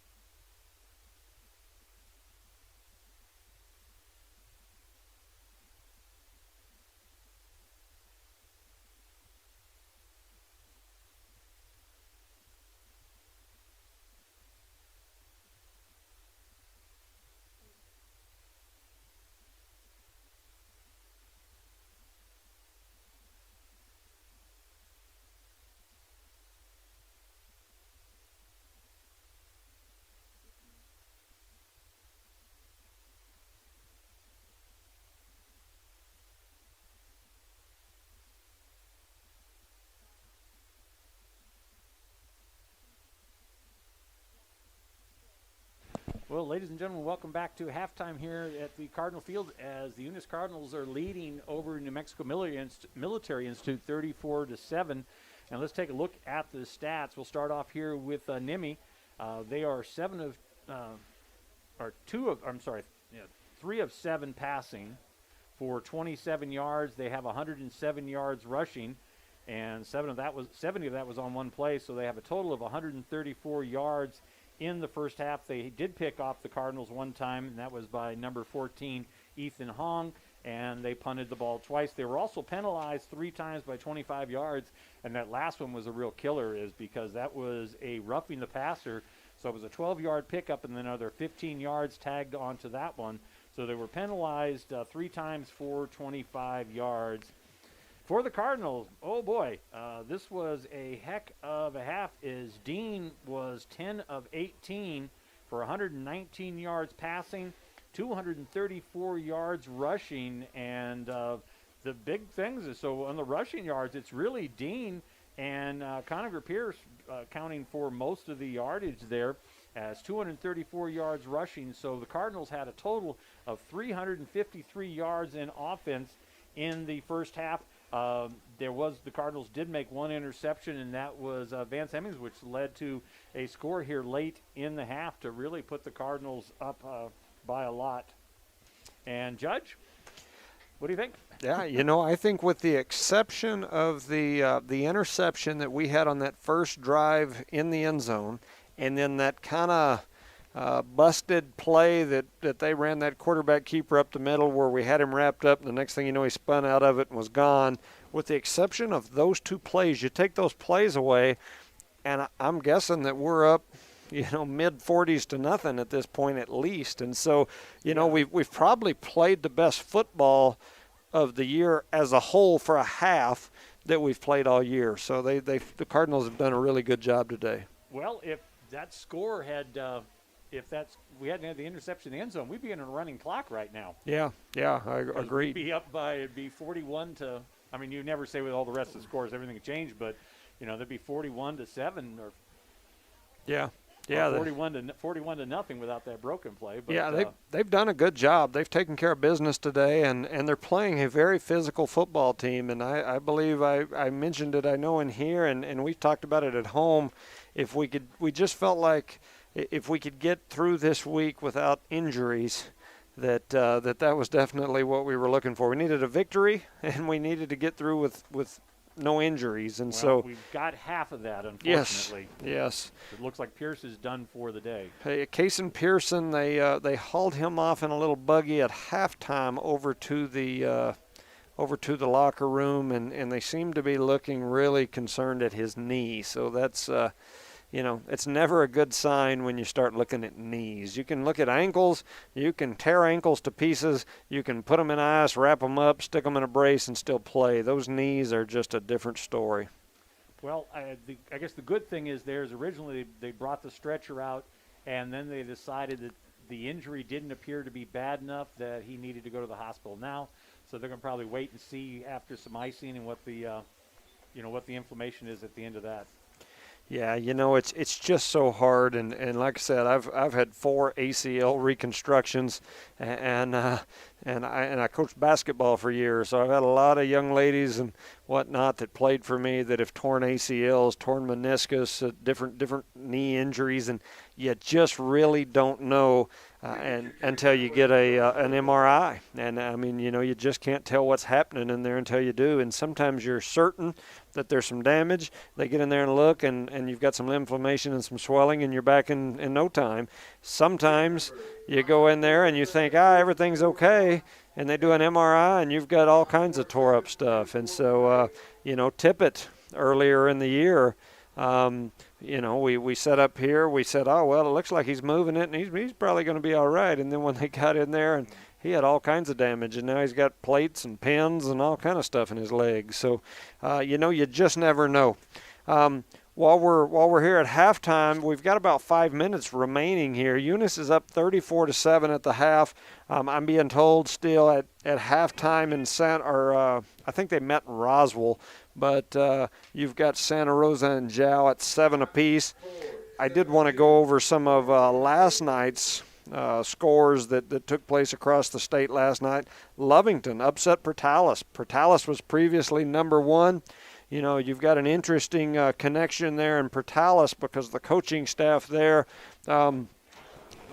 Jamie Ramirez is a former Hobbs coach and is also the brother-in-law of Ken Stevens that coached here, and one of the assistants is Quentin Wilson, who was a longtime Eunice coach who then went to Hobbs, and so now he's up at Portales. And so Lovington upsets Portales, that was number 1, 36-20.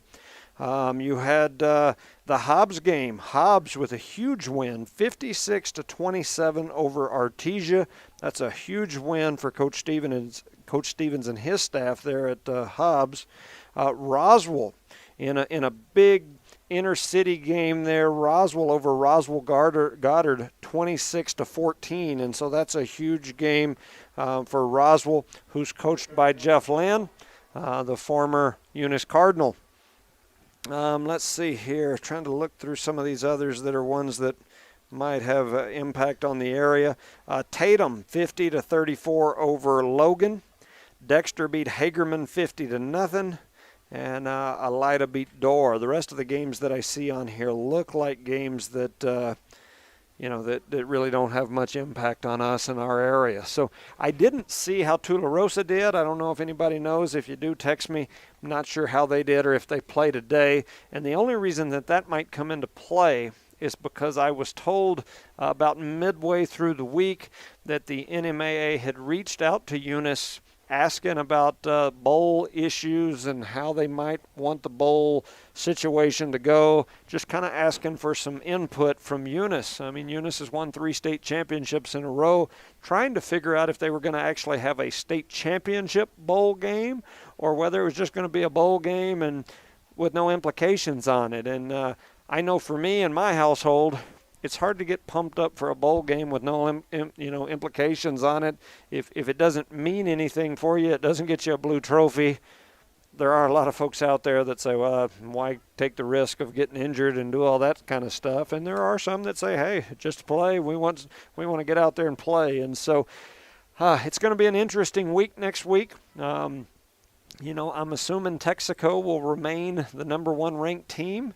And so Eunice, if they can finish this game off, would still be sitting in that 2 spot. And I would assume that it's highly likely that you would see a Eunice-Texaco matchup for some sort of claim of a state championship. Well, it'll be interesting. I mean, what we can say now is the Cardinals are doing what they needed to do.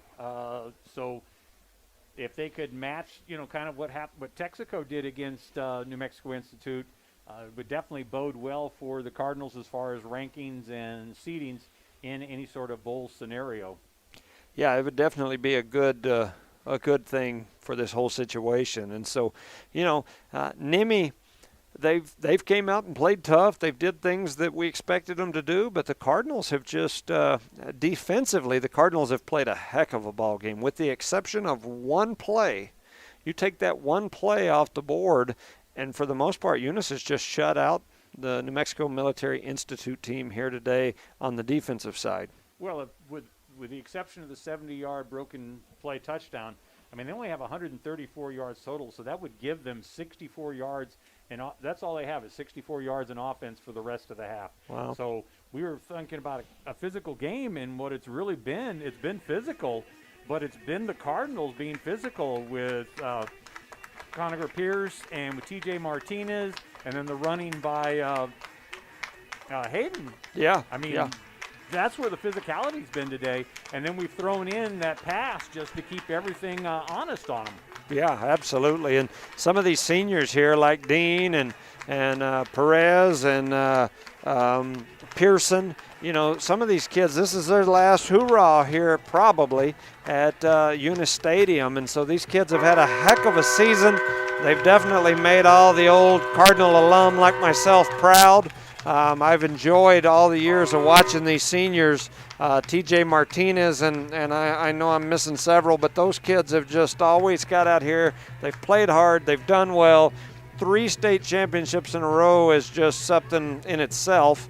and then to have a shot here at possibly another one, depending on what the NMMI does with these bowls here at the end of the season, is just something to be proud of for these seniors for sure. The seniors, if the seniors could get another state championship, there isn't too many people that can say, hey, we won 4 state championships while I was in high school playing ball. That doesn't happen anywhere. I mean, right. You've got, I think, one time it happened in the Hobbs Eagle basketball program, but if you look at this Eunice Cardinal football program, they are right there with the Hobbs Eagle basketball program in the amount of state championships that they've won. Possibility, it's still iffy, but the possibility of a 4-peat here this year, and they could join the likes of teams like Hobbs in their claim of a 4-peat, and so that would be an amazing feat for these seniors. Yeah, unless, and exactly right. For the school, it's all great and everything, but for kids to look back on 20, 30 years ago, when they get to be, old and decrepit like you and I. Yes. Especially me. Yep. Those are going to be some fond memories to look back on. And, want to say, I know that we talked about this earlier, but, kind of want to shout out to the New Mexico Military Institute. I know a number of those kids, have already signed up. The seniors have signed on to go into the military. And, we need to take time to talk about the people that, that protect and serve us. We have our police, we have our first responders, and especially our military here. And some of these kids have made the decisions. I know one kid that goes there, John Turner, who's a junior cadet at the New Mexico Military Institute, who is already committed to going into the military. And I know some are there for some other reasons, but for those kids that want to protect and serve our country, I'd like to make a special shout out to them. Yeah, absolutely. Coming from a family of military folks myself, it's it's an honor, and we definitely appreciate those folks that are willing to do that and sacrifice all that they do for this team. And I know, just looking down here at our football program, we've got a number of young men down there on that football team whose parents served in the military. And I know Mr. Pearson, his son is coming out what looks like on crutches beside Tippett. We got 2 guys on crutches coming out right now, but Pearson's dad was in the Navy when he graduated high school here as a Eunice Cardinal, and so he's another one that served. Billy Caperton, Mason Caperton sitting right down in front of the booth today watching the game. Mason was our quarterback the last 4 years, and probably, I would guess if you looked at numbers, he's got to be at this point, probably the greatest statistical quarterback to ever come through Eunice, maybe the greatest quarterback of all time to come through Eunice. And in a program that has had the success that Eunice has had in football, that's saying something. And, if you think about the greatest scorers the Hobbs Eagles ever had, you think about some amazing basketball players.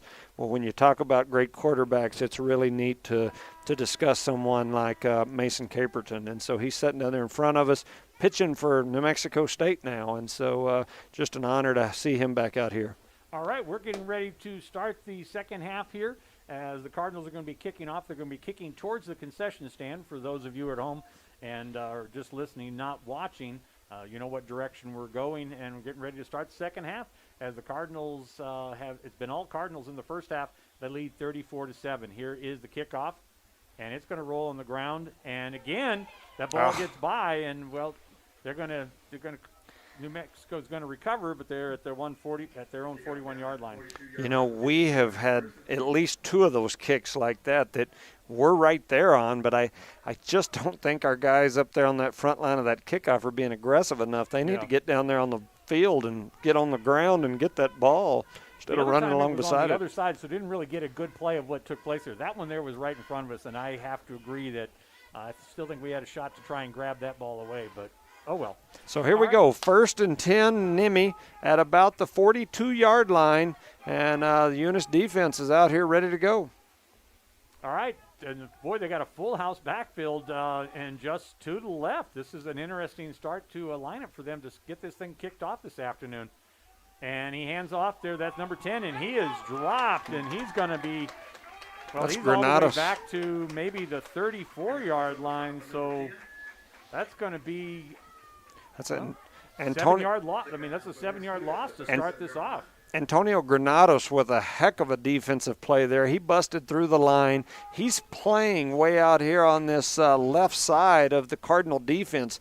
The run was going the other way, and he made that play 4 yards deep, 5 yards deep in the backfield, was able to catch that running back and throw him down on that little counter move that the running back was trying to do. So that's going to make it second, about 14 here from about the 36, maybe the 37-yard line. Yeah, I think it's even further than that, but either way, it's a great place to be in, is second plus 10.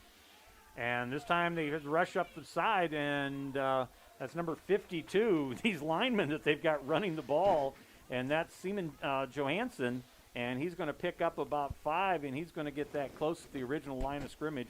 Now they're going to actually say he picked up 6, and they're going to give him, so it's going to be 3rd and 9 from their own 43-yard line to start this off. Yeah, and on that play you had Marcus Tercero and George Ortega in there to get involved in that tackle. You had Ovion Taveros in there as well.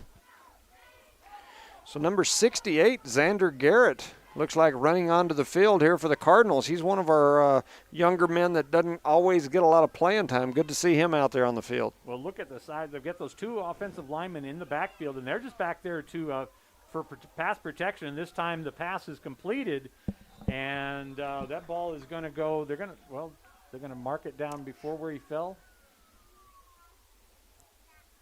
No, he threw his bag down at about the 45-yard line, but they're going to give him the rest of it. So I'm not sure that ref didn't think he was playing cornhole on Friday night at the local get-together, because he was throwing his bags all over everywhere, but I don't think those bags were going anywhere toward the spot. So it's 1st and 10, NMMI, inside Cardinal territory at about the 42-yard line. We had a chance to stop him behind the line of scrimmage, and he was able to squirt away and pick up an extra 5 after he got hit. And then we got the lineman out there to the side, and he's going to pick up, looks like he's going to pick up about 7 on that carry.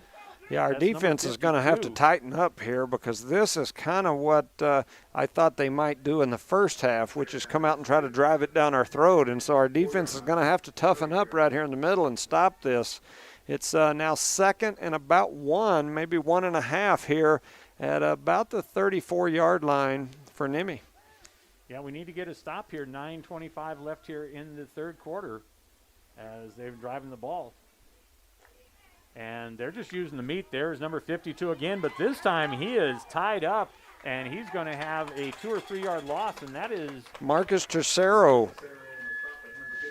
Marcus Tercero meets him in the backfield, makes a heck of a tackle, and Marcus Tercero is not the largest specimen either, and so he ran into quite the large running back there from New Mexico Military Institute that's listed as an offensive defensive lineman, and he was able to take him down, and not only take him down, he drove him back about 3 yards. So that's going to make it 3rd and about 4 at about the 36-yard line. Well, you know, he did what every coach loves to see. He got his arms around him and wrapped him up. He didn't try and bump him down or anything else like that. He wrapped him up and did his job. And so they're up the middle again, and this time there goes a flag. Yeah, and this time the number 7, they give it to number 76, and Menez, and he picked, depending on the other, he picked up about, well, it doesn't look like they're marked, but he's picked up 7 yards, so that's going to go for naught. Yeah, it's a holding on that play there. Ovion Taveros made that tackle there at the end, and he's kind of swinging one of his hands around, acting like he might have a bum hand on that one. So I'm hoping that ends up just being a little stinger. So they're going to scoot them back here. It's going to make it 3rd and about 14 from what looks like about the 46-yard line. And so Eunice has got things going the right direction here the last couple of plays due to these penalties, and so we'd like to see it continue. Yeah, I mean, that's you go from a first down to the 26-yard line to a 3rd down from the 47. And here's a pass out to the left-hand side, and they got him wrapped up. I mean, he's going to pick up about 5 on the completion, but he's basically just getting past basically right to the original line of scrimmage. Yeah, I can't. Looks like George Ortega, and then I can't tell who else was out there with him to make that tackle. Maybe number 10, Zeke Benton. But anyway, it's going to be 4th and about maybe 8.5. Yep. from right at the 40-yard line. And they're going to go for it. They're on the 40-yard line of the Cardinals, but I guess if I'm already down 24 points, they don't want to turn the ball back over to the Cardinals. And we need a big play here. And he's back, and he's throwing deep, and the ball is overthrown, and it is incomplete, and so the Cardinals are going to get the ball back at their own 40-yard line. Yeah, that ball hit Stephen Houston right in the wrong place, which was right in his hands, and so he was unable to bring it down. It's going to turn the ball over on downs to the Cardinals. So great field position for the Cardinals here after those penalties, as they're going to get the ball on their own 40-yard line to their first possession here in the second half. And so it'll make it 1st and 10, Eunice, right at the 40-yard line. Eunice comes out with nobody in the backfield. They've got twins to the right, and they've got trips out here to the left. And Dean just takes it and runs it right up the middle, and Dean's going to get about 9 yards on that carry. He's going to take it up to about the 49-yard line to start this off in that quarterback draw. Yeah, it's going to be about a half yard short, maybe 1 yard short of the first down. So 2nd and 1, and now we've got Pierce back in the backfield joining Dean. 1 to the left, 3 to the right, and he hands it off to Pierce, and Pierce is going to get enough for the first down. He gets cut over there. I mean, he got folded in half, but he's going to get the first down as he gets over the 50-yard line. Yeah, it's right at the first down marker, so the refs are going to stop and take a look at it. One interesting thing about that play is as Pierce got took down, the defensive lineman spanked him on the tail a few times there. I've never seen that happen as he was taking him down. You could tell he did it on purpose, so kind of an interesting takedown there. It's now 34-7, and they are going to give them the first down here with 6:57 remaining in the third quarter. 1st and 10, Eunice, at the 50-yard line. So first possession, 2 rushes, 10 yards. And Dean goes out. Dean throws it out here to, who's that, Hemmingsen. And so what's he going to pick up, 3-4 on the reception? Yeah, it looked like he picked up a couple of yards possibly here. So it's going to make it 2nd and about 6. 6 or 7. So they're right at the 46-yard line. All right, and Pierce in the backfield with Dean. 2 to the left, 2 to the right. And Dean goes out to the right-hand side there. He got tripped up, and so he's only going to pick up a couple on that rush. Yeah, number 50, Broderick Oxley, was able to get in the backfield, and he kind of got a shoestring tackle on Dean. And if Dean gets past that shoestring tackle, he had probably 20 yards of nothing but green turf. So 3rd and 5 from the 45-yard line of Jimmy. And Dean goes up. He goes in the middle and, threw it behind Benton. Benton was wide open, but Dean threw it behind him, so it's incomplete. Yeah, it looked like that ball may have been deflected up there at the line of scrimmage, leading to that ball being behind him. But needless to say, it's 6:14 remaining here in the third. Boy, the coach has great defense. And it looks like they're going to pick it up, and that was going to be a penalty there as we're going to get encroachment on the defense. Offsides, and so that should be close to another first down. And I was going to say, the coach obviously has a lot of faith in his defense because he was willing to go for it on, 4th down from the 45-yard line of NMMI. So that says a lot about your defense when you're willing to take a chance to turn the ball over there. I can't make up my mind whether that says a lot about the defense or the lack of trust in the kicking game, but both of those are definitely good things. Mine's positive. All right, Dean looks out to the right. And he waited too long to throw that one, and so Dean's going to get dropped for about a 7-yard sack on that one. Yeah, Diego Hernandez for New Mexico Military Institute came through basically untouched, and Dean had his back to him, so he didn't see him until the last minute. And so that's going to make it 2nd and about 15 from about the 46-yard line. And Dean gets it out this time, so now Dean is up there. As we see Dean carry, he's down to the 25-yard line, maybe the 24-yard line. So it's 5:15. That's going to be a 23-yard pickup for Dean on that one. Yeah, so that's going to make it 1st and 10, Eunice. Inside the 25, probably the 24-yard line. Eunice comes out with twins right, twins left, and we've got Pierce in the backfield with Dean. Oh, boy, we got a flag. All right, I didn't see anybody do anything, but that's going to have to be a motion call against the Cardinals because nobody on the NMMI side moved. Yep. Yeah. So that's the first penalty of the day for the Cardinals is a 5-yard penalty. Yeah, so that's going to make it 1st and 15, just inside the 30-yard line. We'll call it the 30. 1st and 15 from the 30.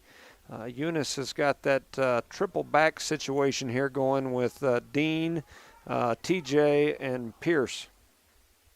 And he hands it to TJ, and TJ is going to get back close to the original line of scrimmage for a 5-yard pickup there.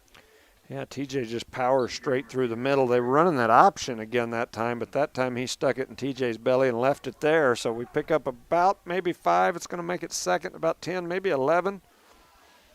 And Dean's running for his life out there on the right-hand side, and he's still going to get it. Boy, that number 70 was right there. And yeah, oh, yeah. No, sorry, that was number 81, and boy, Dean was literally running for his life. Yeah, but he picked up about 4 on it. Yeah, that's big number 50, Broderick Oxley, that came through there again. He's made a couple of sacks here lately, and he was right after him in the backfield. It's going to make it 3rd and about 8. And Dean looks outside, and that ball is picked off.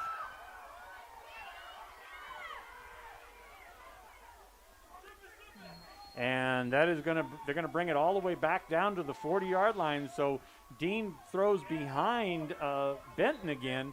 And this time the ball is picked off. Benton does make the tackle, but not until they return that ball about 60 yards, 45 yards. So it's going to be first and goal for the, or not first and goal, 1st down and 10 for NMMI at the 39-yard line of the Cardinals. Yeah, the Cardinals, that has been their Achilles heel all year. Has just been turnovers and kind of careless mistakes. And that was one of them. It's now 34-7, 4 minutes, 27 seconds remaining here in quarter number 3. NMMI's got the ball 1st and 10 at the 39-yard line. Yeah, that was a poorly thrown pass by Dean. The first time the interception, it was tipped by Ortega. But all right. They're rolling out to the left, and he's going to keep it, and the quarterback is going to get down to about the 35-yard line. Well, I don't know. He tumbled a lot further, but they're going to say he was stopped right there at the 36-yard line, it looks like, 35-yard line. Yeah, that they picked it all the way up, picked up about 4, down to that 35. So, like we talked about earlier, this is the kind of NMMI football that I was expecting them to try to play with us. And so our defense is going to have to step up here and stop it again. Well, with the lack of passing, we're already down to under 4 minutes in this quarter. And we really haven't seen much in the way of offense by either team. But all this rushing just chewing up the clock. And they hand it off to that number 72 or 52 again. And he's going to get nothing. I mean, that's Simon Johansson. And he's going to pick up maybe a half a yard on that, so we'll give him 1. But 3rd down from the 35-yard line, so 3 and 5.5. Granados stepped in and was able to slow him down, and then Sammy Monsalve comes through and just cleaned him up with a great tackle right there in the middle. Yeah, that guy's over, 6'15", 6'20"? Yeah. And again, he's listed as an offensive lineman and a linebacker. Yeah, he's a big man. All right, so they got. He's gonna roll out here. He's looking to pass. He's trying to go back the other way, and this time he overthrows his receiver, and so. Well, that's going to be 4th down, so 4th from the 35-yard line of the Cardinals, and I would think, when considering you're already down by 24 points, you're going to have to go for it again. Yeah, and I'm just not quite understanding New Mexico Military Institute. I mean, they come out and they run it. They're picking up 3, 4, 5, 6 yards of play, and then even last time, then they drop back and try to throw it a couple times in a row, and the next thing you know, it's 4th and long, and so Just not making a lot of sense to me on some of the play calling, but that's why he's down there and I'm up here. So it's 34-7, 2:46 remaining here in quarter number 3. 3 left, 1 to the right, and they've got number 52 there, Johansson, in the backfield again. And he's looking through. He's going to throw it out on the flat, and they stop him. Not only that, so that is Ortega. So I think that's George Ortega with a great tackle, open field tackle out there, and that's going to turn the ball over on downs to the Cardinals. It's going to make it 1st and 10, Eunice, from about the 37-yard line. Yeah, so they lose 2 on that, on a great stop on that little swing pass out there, and lose 2 yards on it. So the Cardinals get another stop here. Yeah, so Ortega with a great play right there, and here we go. Eunice, 1st and 10. 37-yard line, we've got Dean and Pierce both in the backfield. Dean back to pass. He looks out. He's got a man wide open on the right-hand side, and he's going to get, that's 14. That's Stinson. So we're seeing a lot of Stinson today. Yeah, we're giving him a dose of Stinson here. So and Stinson picked up about 8 yards on that reception. Yeah, so it's going to be 2nd and about maybe 1.5, 2 yards right at the 45-yard line. Well, Stinson's really stepping up considering we've both got Tippett and Pierce out now. And this time here, the ball's on the ground, and it looks like that is going to be a fumble by Dean as he continued to fight, and the ball's stripped out. And so, yeah, NMMI is going to take over there on the 50-yard line as Dean is stripped. Yeah, so that's going to be a turnover again for Eunice. A fumble this time, an interception last time by Dean, a fumble this time by Dean. And it's going to be 1st and 10 NMMI right at the 50-yard line. So we get 2 plays, and we turn the ball right back over to him. I guess the only good thing about it is it's from the ball's at the 50-yard line instead of the 43. Right, that's true. All right, the last one. So now you're asking the Cardinal defense to step right back in there again as they were only on the sidelines for 2 plays. And that ball's on the ground. The quarterback's going to roll out right, and he is trapped back there. And they're going to keep him. He's going to be able to pick it up, and it looks like he may pick up 1 on that rush there as he scrambled there because they had him flush from the pocket. Yeah, they had him wrapped up pretty good there in the backfield. He was able to get free and end up picking up maybe 6 inches to a yard there on that play. Ovi Ontiveros and Monsalve were able to get in and make that stop. It's a gain of, like I said, about half, maybe 1. It's going to make it 2nd and 9.5. All right, 2 to the left, 2 to the right, and they got that big running back. All right, he's back to pass, and he's actually going to put the ball down and run. And they've got him. He's out to the 40. He's down to the 30. Well, he's down to the 30-yard line. So that's going to be a 19-yard pickup by the quarterback there on the rush.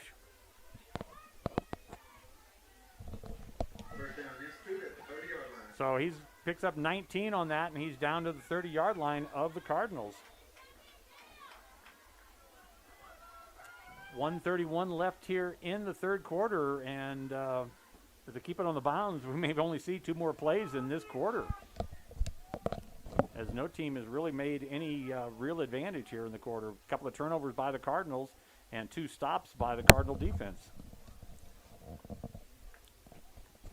And he hands it off number 10. 10's up the middle, and he picks up a big gain, and it looks like he's going to pick up 10 yards rushing there. That is Badello, and he's going to pick up 10. Another first down for NMMI. Here's they now have the ball 1st and 10 from the 20-yard line of the Cardinals. And this is the first time that they've really threatened the entire game because their other touchdown was on a 70-yard run.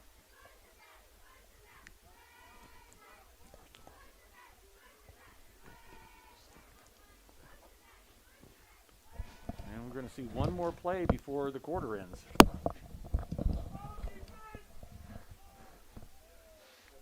All right. 2 to the left and 3 in the backfield, and he hands off to number 10 again, and this time 10 is stopped. 7-7 in the 4th quarter, late in the 4th. So 7-7 late in the 4th. All I was going to say Badillo got back to the line of scrimmage. Well, they're talking to one of the things. Yep, so he just got back, so he had no yards there and just lost it down. So unless they hurry, we're not going to see another play this quarter. Well, they may get it off here. And they have it reversed onto this side, and he is dropped for a 5-yard loss on There's the also reverse. a flag over in the middle. End of the third quarter, Cardinals 34, Institute 7. Looks like Ortega with a really nice open field tackle right there, but there's a flag over in the middle of the field. Oh, I see that down about the 15-yard line on the far hash. So we got to see what that one is. We're going to get the call here from the official, and we got a holding on the NMMI. So we got another hold on NMMI, and so we'll see what we got the end of the quarter. So we're going to see what's marked off there. So he got dropped for a 5-yard loss. So it would be 3rd and 15, or 2nd and 20.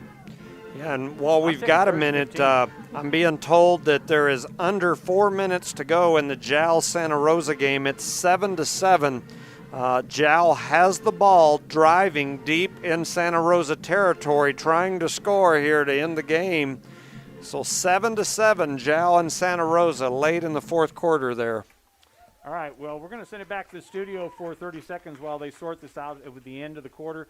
It is 34-7 in favor of the Cardinals. Back in 30.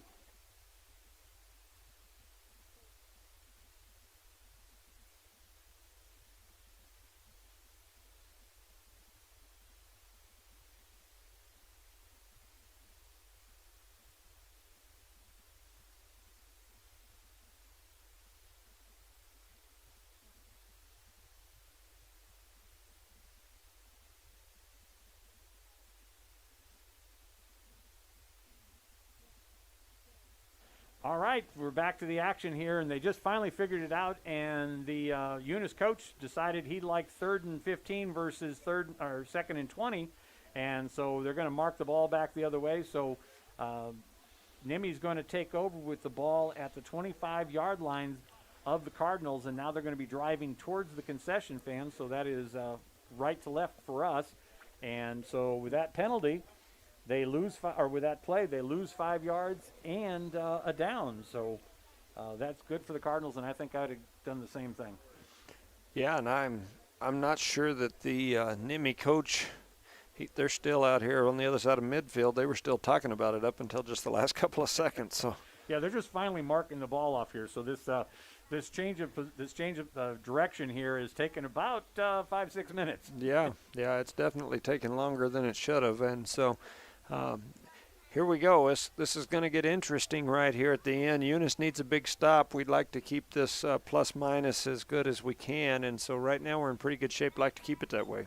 All right, so it's going to be 3rd down from the 25-yard line of the Cardinals, and they've got to get down to the 10-yard line for a first down. So 3rd and 15 as we start off this 4th and final quarter here. So NMMI's obviously, with the score and everything else, they're in almost every place. They're in 4-down territory. But we need a big stop here by the Cardinals to keep them deep. And in motion, he's going to swing out to the right. The quarterback's going to keep it, and he's going to go up the middle, and he's going to gain maybe 4 yards, but he still looks to be short of the original line of scrimmage. Yeah, and T.J. Martinez steps up and makes that tackle. He had some help, but he definitely stood him up and was able to stop him there. So that's going to make it 4th and 10 from about the 20-yard line, maybe the 21, somewhere in between the 20 and 21. So 4th and 10, 11:30 remaining here in the game. Eunice leads 34-7. And I believe both teams have all of their timeouts. And 2 other times this half, when NMMI's gotten down there, the Cardinals have gotten the stop, and NMMI has turned the ball over on downs. So let's see what happens here. 2 to the left, 2 to the right, 1 in the backfield. And the quarterback kind of stumbles, but he is going to be brought down. He may have picked up 1 yard, so it looks like the Cardinals are going to get the ball 1st and 10 from their own 20-yard line. Yeah, we had a blitz coming on this side over here. The run actually went away from us, but T.J. Martinez shot through the hole and was able to grab that running back and take him down for basically no gain. And so, huge play for T.J. Martinez. Turnover on downs. Eunice takes over 1st and 10 from what looks like right at the 20-yard line with 11 minutes remaining in the game. So NMMI on the 3 possessions in this half have turned it over on down. Well, they had 1 interception and 3 turnovers on downs. And Dean rolls out there, and his pass is incomplete. He throws that on the ground, as that was going to be to Ortega. So that's incomplete pass there. And 2nd and 10 from the 20-yard line. Yeah, they had the blitz on, and they were to him right as he was letting it go. They slammed him to the ground, and so, you know, it's tough to make a good throw when you got a guy that's 6'4", 250 holding onto your waist. Yep. All right, 3 to the right now, 1 to the left. And we got Pierce in the backfield, and boy, they got them flushed again. And Dean's throwing it out there, and the ball's going to fall incomplete as it went to Stinson there on the sideline. But they had Dean flushed, and they had 2 big guys out there, and he was running for his life. Yeah, that definitely some large human beings that were chasing him down. One of them was number 71, Columbine.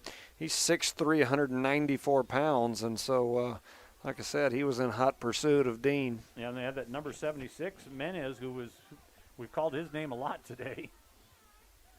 All right, 3rd and 10. Dean's back to pass. He throws on the middle, and the ball is caught by Benton, I believe. Benton. And Benton is down to the 40. Benton is down to the 30.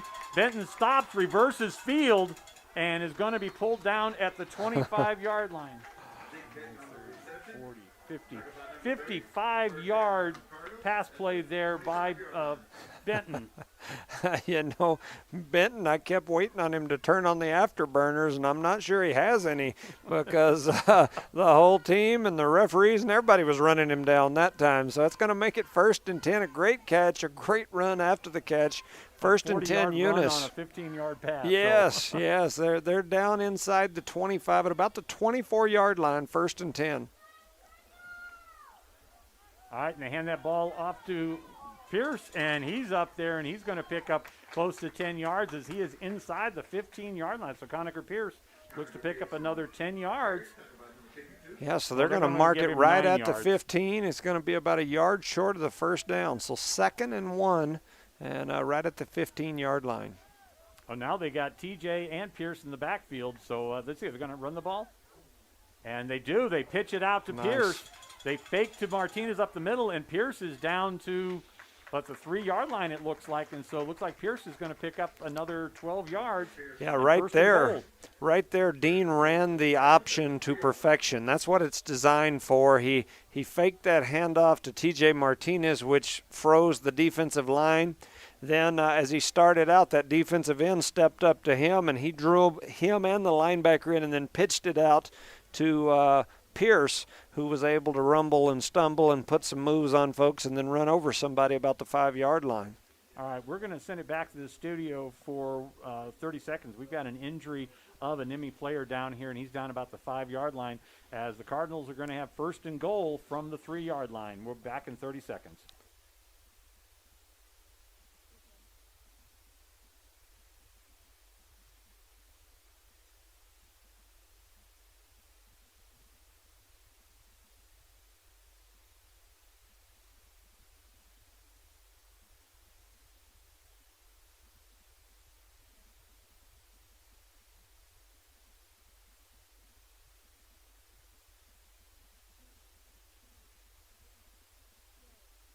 All right, welcome back to the Eunice Stadium here, as that was Broderick Oakley for NMMI, and he was able to get off the field on his own. We don't want to see any more injuries today on either team. So the Cardinals are going to have 1st and goal from their own 3-yard line as they already lead 34-7, 9:57 left here in the game.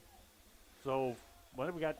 We got T.J. Martinez and Carlton Pierce in the backfield. So what are you going to do, Coach? Yeah, either one of those you can't go wrong. And he hands up to Martinez, and Martinez goes across for the score. Yeah, so that's going to make it 40-7 Eunice here with 9:47 remaining in the fourth quarter. And just an update, I'm just getting word that Jal just scored to take the lead. It's 13-7. Jal kicking off with under 2 minutes to go. Jal is up by 6 on Santa Rosa. All right, so here we're going to go for the extra point and see what the Cardinals can do here, as they've got their first score of the half after they moved the ball at will in the second half. But this half, they've had the problem with a fumble and an interception to stop a couple of drives. Here's the kick, and it's good. That's good. 41-7, so the Cardinals lead by 36 points. Yeah, so Caballero has really been able to come through on us with these extra points today. It's really helped us a lot. It's great to see that young man doing the things he's doing from back there for us on those PATs. All right, 36 points. I believe we have a running clock now, don't we, Judge? I think you're right. So after they kick off, the only time the clock will stop is on a change of possession or a timeout. So an incomplete pass and out of bounds will not stop the clock, as the Cardinals are leading by 36 points here with 9:47 left in the game. Yeah, and like I said, I want to make sure everyone out there from this area that's listening knows it sounds like Jal just took the lead late, 13-7, with under 2 minutes to go. Jal leads over Santa Rosa. So with 9:47 remaining here in the game, Eunice will kick off. Caballero gets back. They're going to place that ball at the 40, and as we traditionally do, I'm assuming he's going to lay it sideways on the tee, and we'll just either pooch it or we'll drive it through or onside it. That seems to be what we do. I'm still surprised he has the, considering where we've been kicking off, that the other coach has still got all his linemen up there in the front row. Yes, agreed. Not his hands guys. And that time, well, they went through two of his linemen and they fell on it this time, but still, no hands people in the front. So they're going to take over at their own 46-yard line, as they're down by 36 points here in the fourth quarter. Yeah, like I said, this should be a running clock. So once they get this thing to action, incomplete passes and out of bounds do not stop the clock. Yeah, that'll speed it up here late. So it'd be nice if Eunice could get a stop here and possibly even punch it in for one more, only for that plus minus. I know that probably didn't sound too good to Nimi, but. Well, no, I understand, because you're exactly right. It's 41-7. They lost to Texaco 46-7. So another touchdown here would give a bigger point differential to the Cardinals. So right there, Nimi threw a little out pattern to the sideline, and George Ortega came up and just laid down a smack. They picked up about 5, but I guarantee you that was probably one of the best hits I've seen from this Eunice Cardinal defensive team all year long. George Ortega with an amazing hit. He laid a hit on him. Yes. So that's going to make it second and about 5 from the 49-yard line. They have now crossed over into Eunice Cardinal territory. I'm kind of running clock because the out of bounds there. I thought they stopped it here, so we'll see what's going on. All right, the quarterback. Well, that's not the quarterback. It's a new quarterback out there. That is, they got Badillo now in as quarterback, and he's going to pick up about 2 on that rush. Yeah, Marcus Tercero with a heck of an open field tackle right there, and a great save there for the Cardinals. And so it's going to make it, like you said, about third and about probably 3 from about the 48-yard line. All right, they're into Cardinals territory, but they've got a long way to go. And they've got it, like I said, got a different quarterback in. There's Badillo's in the game now as quarterback. He's rolling out to the right. He's looking downfield. He throws the ball, and the ball is tipped and broken up, and that's by Hemmingson. And he's already had 1 interception today, and he had a good shot there. Yeah, we had a good shot at a pick right there, and then they had a shot at a catch after the deflection. And so fortunately for the Cardinals, that ball fell onto the turf, and so that's going to make it 4th down and about 4 from right at the 48-yard line, just inside Eunice Cardinal territory. And I must be wrong, because the clock stopped after that incomplete. I think it's 35 is the number, and what are we at, 34 right now?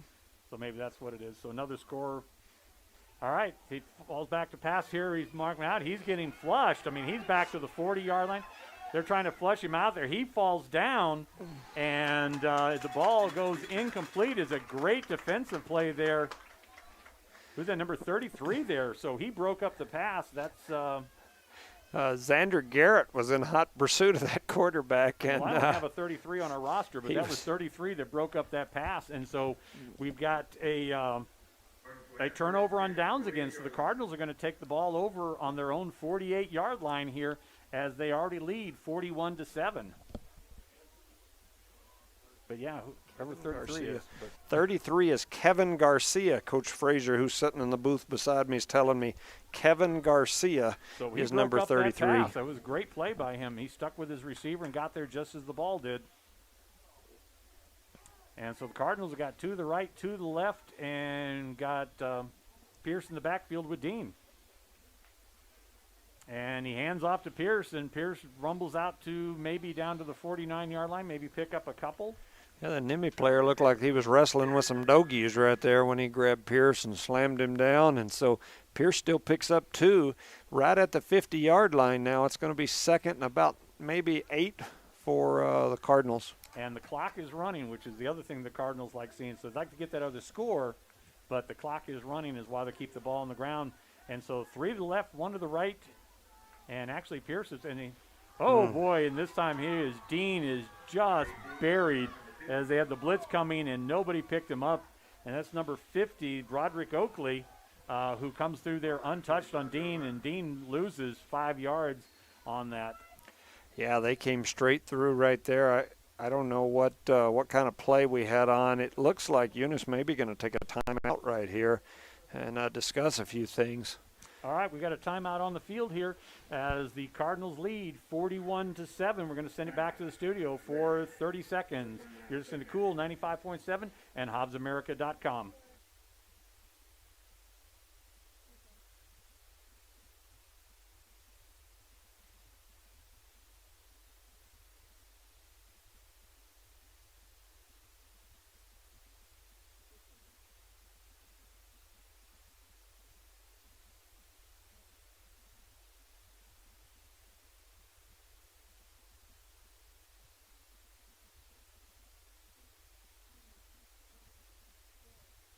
All right, welcome back to action here at Cardinal Stadium. You got Steve Mueller here with Judge Jim Jones as the Cardinals lead 41-7. And after that blitz came through and Dean got hit untouched, the Eunice coach decided, I need to talk with my guys. We don't need that to happen again because 3rd and 12 is better than 4th and 20. Yeah, so Eunice with a 41-7 lead here with 7 minutes, 28 seconds remaining. It's 3rd down for Eunice right at the 45-yard line. All right, 3 to the left, 1 to the right. Dean folds back, and he's being chased again, and he is sacked again. And this time here, he's going to take about a 13-yard loss. So it is going to be 4th and they're back to the 33-yard line. So 10, 20, well, we're close to 30 yards. So it's going to be 4th and close to 30 for the Cardinals. Yeah, we went way back on that play. Well, Dean got beat up both those last 2 times. I mean, yeah, he's not happy about it either. I see him walking over there with his helmet off and the coach talking to him, but he's definitely not happy about it. And the Cardinals are going to punt for the first time today. This half has not been great to the Cardinals as they've had 2 turnovers already, but he gets a great punt out as that ball rolls down to about the 33-yard line, and the guy picks it up. Nice. And he is knocked backwards, so he Number lost 20. about 5 yards on trying to Number get that. 20, Gio Chacon, come up and laid a hit on him too. And Chacon, it says he weighs 130, but I'm guessing he probably weighs closer to 110. I mean, he's not a very big fella, and he laid a pop on him. Well, that was close to a 50-yard punt there, so for the Cardinals, so that worked out really well. And then the bad part is the number 11 on, good for the Cardinals, bad for NMMI, as he decides to pick it up and gets clobbered and loses 3 yards. Their coach was screaming at him to pick it up. I could hear him saying, pick it up. And so I think they were hoping he could get an open field run out of the deal. Yeah, all he didn't do was losing more yards, so. All right, and we got number 10 back. He's looking back to pass. He's got open, but And there is a reception there, so he's going to pick up about a 12-yard reception there, and that goes out to number 11, the same one that just got pounded on that kickoff. Yeah, and the same tackle. It was made by Chacon again, so a great play by him. Number 11 just with a little bit better play with the catch. All right, 12-yard pickup on it, first down from the 42-yard lines of NMMI. Jow won, 13-7. And as you heard the judge right there, Jal was victorious and won 13-7. Yeah, the neighboring booths have been asking me that score the whole game, so I'm trying to keep them updated. All right, first down. They're back to pass. No, he takes the ball and he's going to sprint out there, and he's going to get tight. No, he's not. He breaks free, and he spins around. He must have stepped out of bounds there, but it looks like he picked up. Well, we'll see where the mark is. Oh, they're saying he went out of bounds way back there. So he picked up 5 yards. Second down at the 47. So he picked up about 5 yards, and that ran a lot afterwards.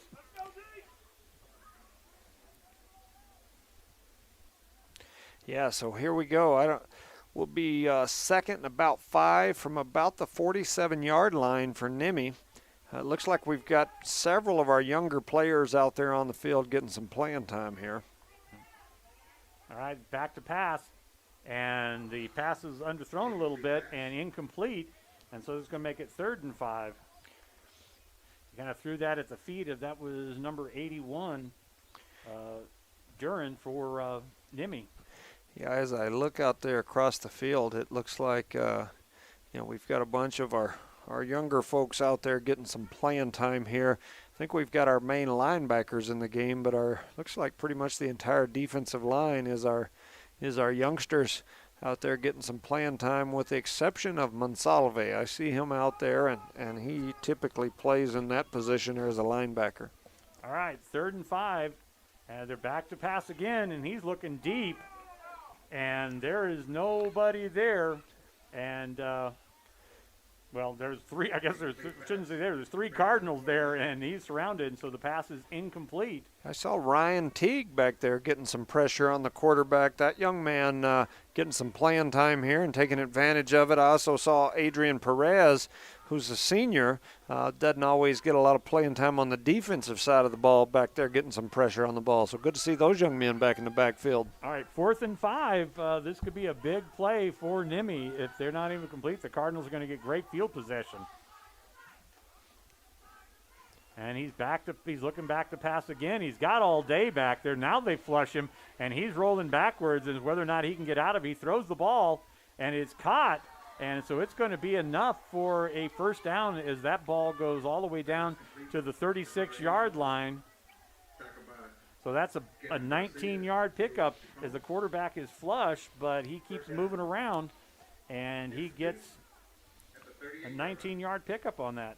Yeah, Garcia, one of our younger folks, come up and made a tackle on that play. And so, like I said, we've got a lot of younger folks out there on the field for us right now.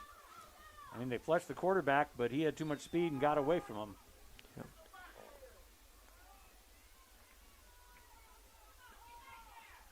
Ooh.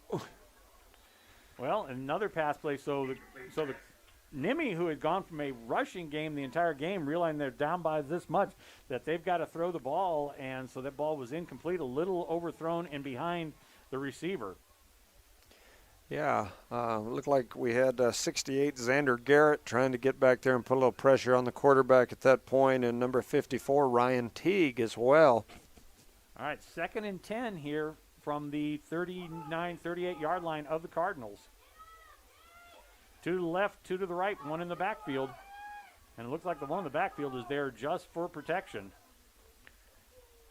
And back to pass again, and this time he turns around his receiver. That's number 4, Houston, but the pass falls incomplete. Again, the ball's a little behind him. Yeah, we've got a young man out there playing in the center of that defensive line. I think it's 57, but I don't show a 57 on my roster. So, but anyway, he's it's got to be one of our younger folks. Almost looks like the Boyd kid, but I believe Boyd is 66. All right, now it's it's 3rd and 10 from the 38-yard line of the Cardinals. I'm thinking that probably is the Boyd, the young man, the Boyd kid, because That's Caden Boyd, I believe, out there playing in the center of that defensive line. All right. And this time he takes the ball down and runs it, and he gets tripped up by whoever 67 is. Yeah, I'm pretty certain that's Boyd. Caden Boyd's 66 on our schedule here. So Boyd. fourth down. Frazier tells me he thinks that is Boyd, so I believe that's Caden Boyd. He's not. I have him listed at 66, but is that who that is? All right, yeah. Coach Frazier tells me that is Caden Boyd. While we've got a timeout here on the field, I want to make sure we thank our sponsors, Parker Energy. Brett and Penny Parker. Brett's sending me pictures of him catching fish. I don't even think that's fair. That's cruel and unusual punishment. Yes. Let's find him. Eunice Health Clinic, Leanne Reeves and Company, Eunice Public Schools, Cardinal Hardware, Chris Myers, Ashley Davis and family. Thank you guys. City of Eunice, Eunice Pump and Supply, Becky Nogelmeyer, Elma Romero, Brian and Nikki and all the crew down there, Zia Otto, the Whitmire family. Thank you guys so much. And we're back here just starting to get ready for action. It's going to be 4th and about 7 for NMMI on about the 35-yard line. Understand the Eunice Cardinals have got a bunch of our younger players out there on the field, which is great for them. They're getting some playing time here. And here we go. Now they just need to get a stop as it's 4th and, like I said, 4th and 7 from the 35. And will they turn the ball over downs again? So he's back to pass. He's getting flushed. He's looking to step up. And he's going to, well, they're going to run him out of bounds. They're going to pull him down.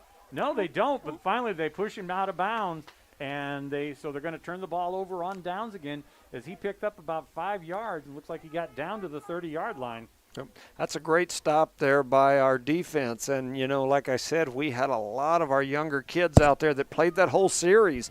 And with the exception of a couple of our main linebackers, the rest of those are our young kids. And so they had a really good defensive run right there.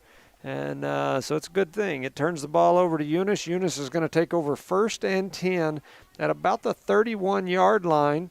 And it kind of looks like we might be sending a bunch of youngsters out there for this too. So we'll see what happens here. No, we've got most of our main kids, it looks like, out there. Well, I think they're thinking the same thing you have, point differential. They need another score before the end of the game. 4:41 left in the game. Both teams have 2 timeouts left. Dean in the center and Connor Pierce in the backfield with him. And he hands off Pierce, and they're just right there on him. So I don't know what's happened, turned around, but this and he lost his helmet, so he's going to have to go out for a down.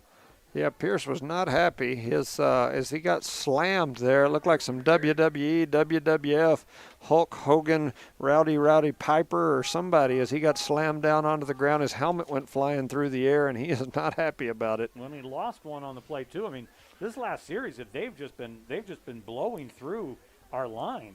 Yeah, I think we've got to get some sort of misdirection, something to keep those guys from sitting there. And that is Martinez, and Martinez is making them pay for it.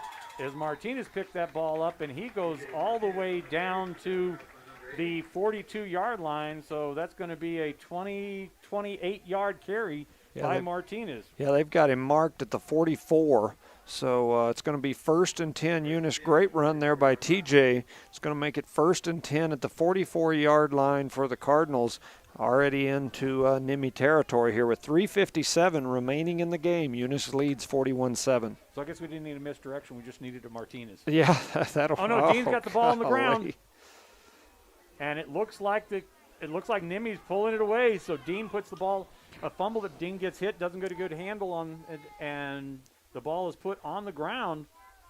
And yeah, I don't know if the officials know what's happening, but. Well, the ball was definitely out, and it's whether or not they're saying Dean was stopped. But they're going to say it was stopped and leave the ball in possession of Eunice, which is a good thing for us. Yeah, Dean loses 3 on that one. He got tied up, and as you see him, he starts spinning around some of the time. We've seen him not in other games where he's making that effort and gives it up. Yeah, so it's now 2nd and about 12. And Pierce out here to the right, and he's going to get nothing. He puts the ball on the ground, and they're going to pick it up. Pierce fumbles the ball. They pick it up, And who's that number? Ortega tackles the man on the 15-yard line as the Cardinals have another fumble this half. Yeah, we have just struggled all year holding on to the football, and that is our So Pierce picks up 8 yards on it and the run, and then turns the ball over. So Yes. now Nimmi's got the ball on the 16-yard line of the Cardinals with 3:22 left and 2 of their timeouts left. Yeah, so 1st and 10 at about the 16-yard line. And now we're running our defense out onto the field. It looks like they're going to put our main defense back on the field. So it looks like we've got the majority of our main defenders. Keep the score down because it's that's our 3rd turnover of this half. After having a great first half with only the 1 interception, and that time they bump into each other, and he's going to rush it up to the 10-yard line. That's that big linebacker that's playing halfback, number 52. Yeah, he's still going to pick up about 6. Yep. So that's Simon Johansson, and he's going to take it down to the 10-yard line for a 6-yard carry. Yes, Second going to be and 4. second about 4 for Nimmi. And they still got the other quarterback in there. They got Badillo in there as quarterback still. All right, so now they're bringing 2 people into the backfield. So they got Ochia and Menez in the backfield. And they hand it off, and he's going to pick up 1, 2 maybe. Yeah, I couldn't tell. It looked like Monsalve in there to make that tackle, but I think that's who that was, but not one under. Yeah, that's Monsalve that was in there to make that tackle. Great play by him. Nothing. So after all that, he picks up nothing. But the clock is running. 2:19 left here in the game, as it's 3rd and 4 for Nimmi, and Nimmi has every possession of this. Either they had the interception, and then they've turned it over on downs. Yeah. Yeah, we got to get our defensive line. So Got to get in there. At the 10-yard line here for Nimmi, as they're hoping to punch in the score before half, and they handed it off, and they handed it this big number 76, Menez, and he is not going to get the first down. He's going to, I think he may have picked up 1. Yeah, you had Ovion Taveros wrapped his feet up, and Marcus Tercero took him down there for the tackle. It's going to make it 4th down again and about 2 at what looks like about the 8-yard line. And nobody's calling a timeout. There's only 1:27 left in the game. So I'm kind of surprised that Nimmi is not calling a timeout here, especially on 4th down. Yeah, we'll see what happens here. 1:15 and ticking. And they hand off, and that's the big number 52, and he's going to get the first down, and he's going to get all the way down to the 2-yard line here. Yeah, it looked like he ran over somebody out there. I couldn't tell. That's Johansson, and he picks up 6 yards on that carry, and it's 1st and goal from the 3-yard line. So with 1 minute to go, Eunice leads 41-7, and Nimmi is knocking at the door down to about the 3-yard line, it looks like. Well, if they don't get a move on it, we're not. They're going to have to punch it across because 49 seconds left in the game here. And he hands it off, and he hands off that big number 76, Menez, but Menez doesn't go anywhere. In fact, he stopped for no gain. You had T.J. Martinez get into the backfield that time and wrap his feet up. So I think he lost about maybe a half yard on that play. So.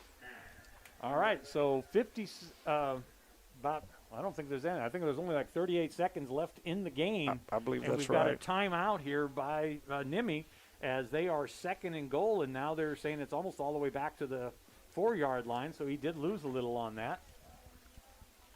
And Nimmi's just trying to get a little justification. I mean, they can't win the game, obviously, but they're just trying to get a little justification and a little self-gratitude here. Yeah, and it's a pretty big deal right here for Eunice to get this stop. Now, I think it's not going to make a whole lot of difference now because the next team behind us has got 1 loss. And so if we win, I think we're good to go. And so that's going to put us in a real interesting spot. if they decide to go ahead and do what they had talked about this week, which is a bowl game for the state championship between Eunice and Texaco, then I don't think that this last couple seconds is going to matter one way or the other. Well, it's a shame the turnovers, though, because, we were driving a couple of times and we turned the ball over, and the point differential in this game could have been much – and then we can't forget that interception on the first drive in the end zone. Yeah, it could easily be a game that already is over. Yep. All right, 2nd and goal from the 4-yard line, 37 seconds left in the game. And they hand off that big number 76, and he's going to be stopped short. Yeah, he picks up about maybe 1-2 yards. It looks like they're down inside the 1-yard line with But 20 Nimi's seconds. not calling a timeout. I'm shocked that They're down in a yard to go for the Institute. so they're still trying to figure it out. 17 seconds. Are they going to get a playoff here? Oh, yeah. Without getting emotion, there we go, and they go up the middle, and he is stopped. TJ Martinez hits him in the backfield along with George Ortega. Now Nimi calls a timeout, and looks like they might have an injured player for Nimi. And I think that's the kid that was carrying the ball. He got bent over. So 4th down, 8 seconds left on the clock, and the ball is back to the 5-yard line. And the gentleman who had the ball, that's the ball carrier. Yeah. He's the one that's down. That's Menez. He's motioning toward his knee, and they're trying to bend his knee. So definitely, once again, those dang knees. Yeah, Eunice leads 41-7. Yeah. Eunice leads 41-7 here. We are under 10 seconds remaining on the clock. I think the last time I saw it, it looked like it said 8 seconds. Yep.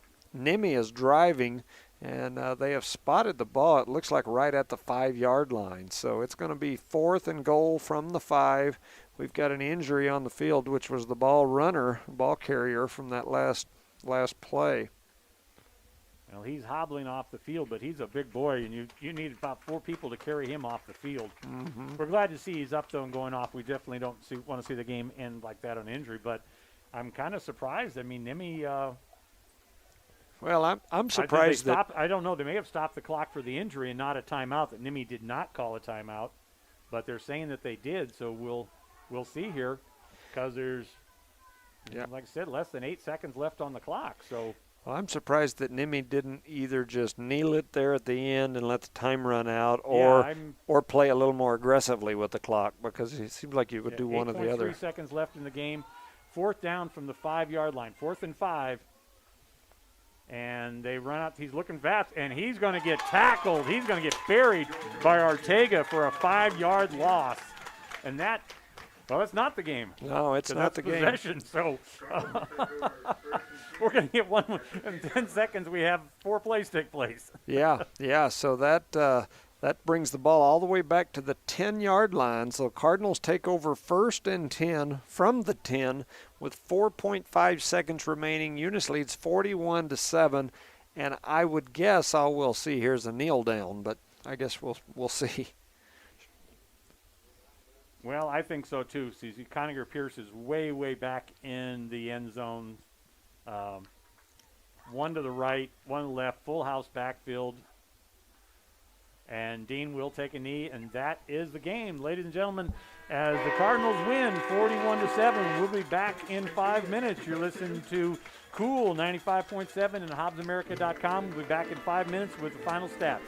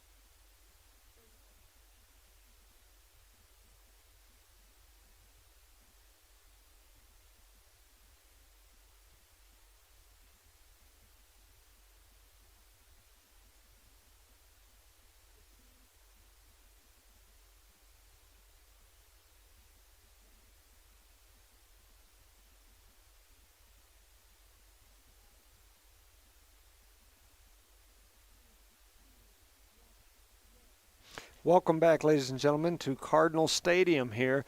The Eunice Cardinals have remained undefeated here on this season and given themselves a chance to play for what could possibly be deemed a state championship here at the end of the year in this weird, short, late season. But one thing about it, it's been a beautiful day here at Cardinal Stadium. It's I believe Steve said about 73 degrees, just a light wind, sunny, an amazingly gorgeous day out here. So we'd like to thank our sponsors that make this thing happen. We could not do it without you, so we greatly appreciate you. Parker Energy, Eunice Health Clinic, Eunice Public Schools, Cardinal Hardware, Eunice Pump and Supply, and Zia Auto. Thank you guys for all that you do. Steve, you got some numbers for us? I do. Thank you very much, Judge. All right, for NMMI here in the second half, they were 6 of 12 passing for 48 yards and 62 yards rushing. They also intercepted us once. It was number 42, Diego Bustamante, who intercepted Dean there here in this half. So overall for the game, they were 9 of 19 passing for 75 yards. They had 110 yards rushing for the game, so a total of 244 yards in offense for the game. They were also penalized 4 times for 35 yards, just once for 10 yards here in the second half. For the Cardinals, boy, what a difference the halves are, though. So for the Cardinals, they were 3 of 5 for 22 yards I messed up my stats. For 67 yards passing, they were 14 of 22 for 186 yards for the game. They had 82 yards rushing, so a total for 149. So total offense for the Cardinals is 502 yards.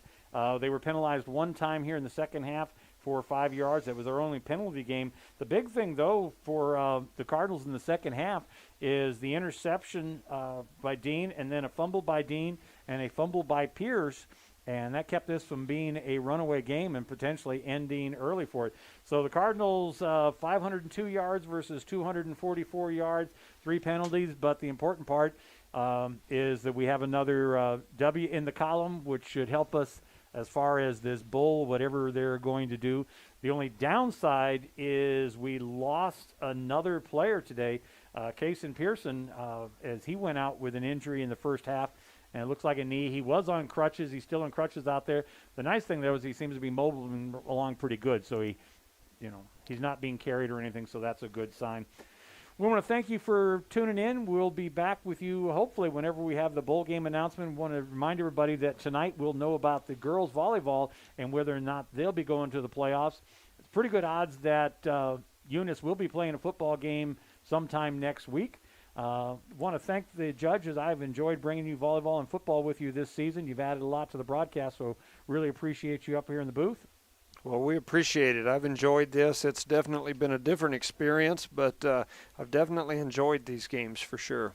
All right, well, this is Steve Mueller with Judge Jimmy Jones, and we want to thank you. You've been listening to Cool 95.7 and HobbsAmerica.com, and you'll be probably hearing us from sometime next weekend. Well, you'll be hearing from us next weekend anyways because basketball starts next weekend. So. Yes, there's going to be something going on one way or the other from now for quite some time. All right, you all be safe and have a good weekend. Bye-bye.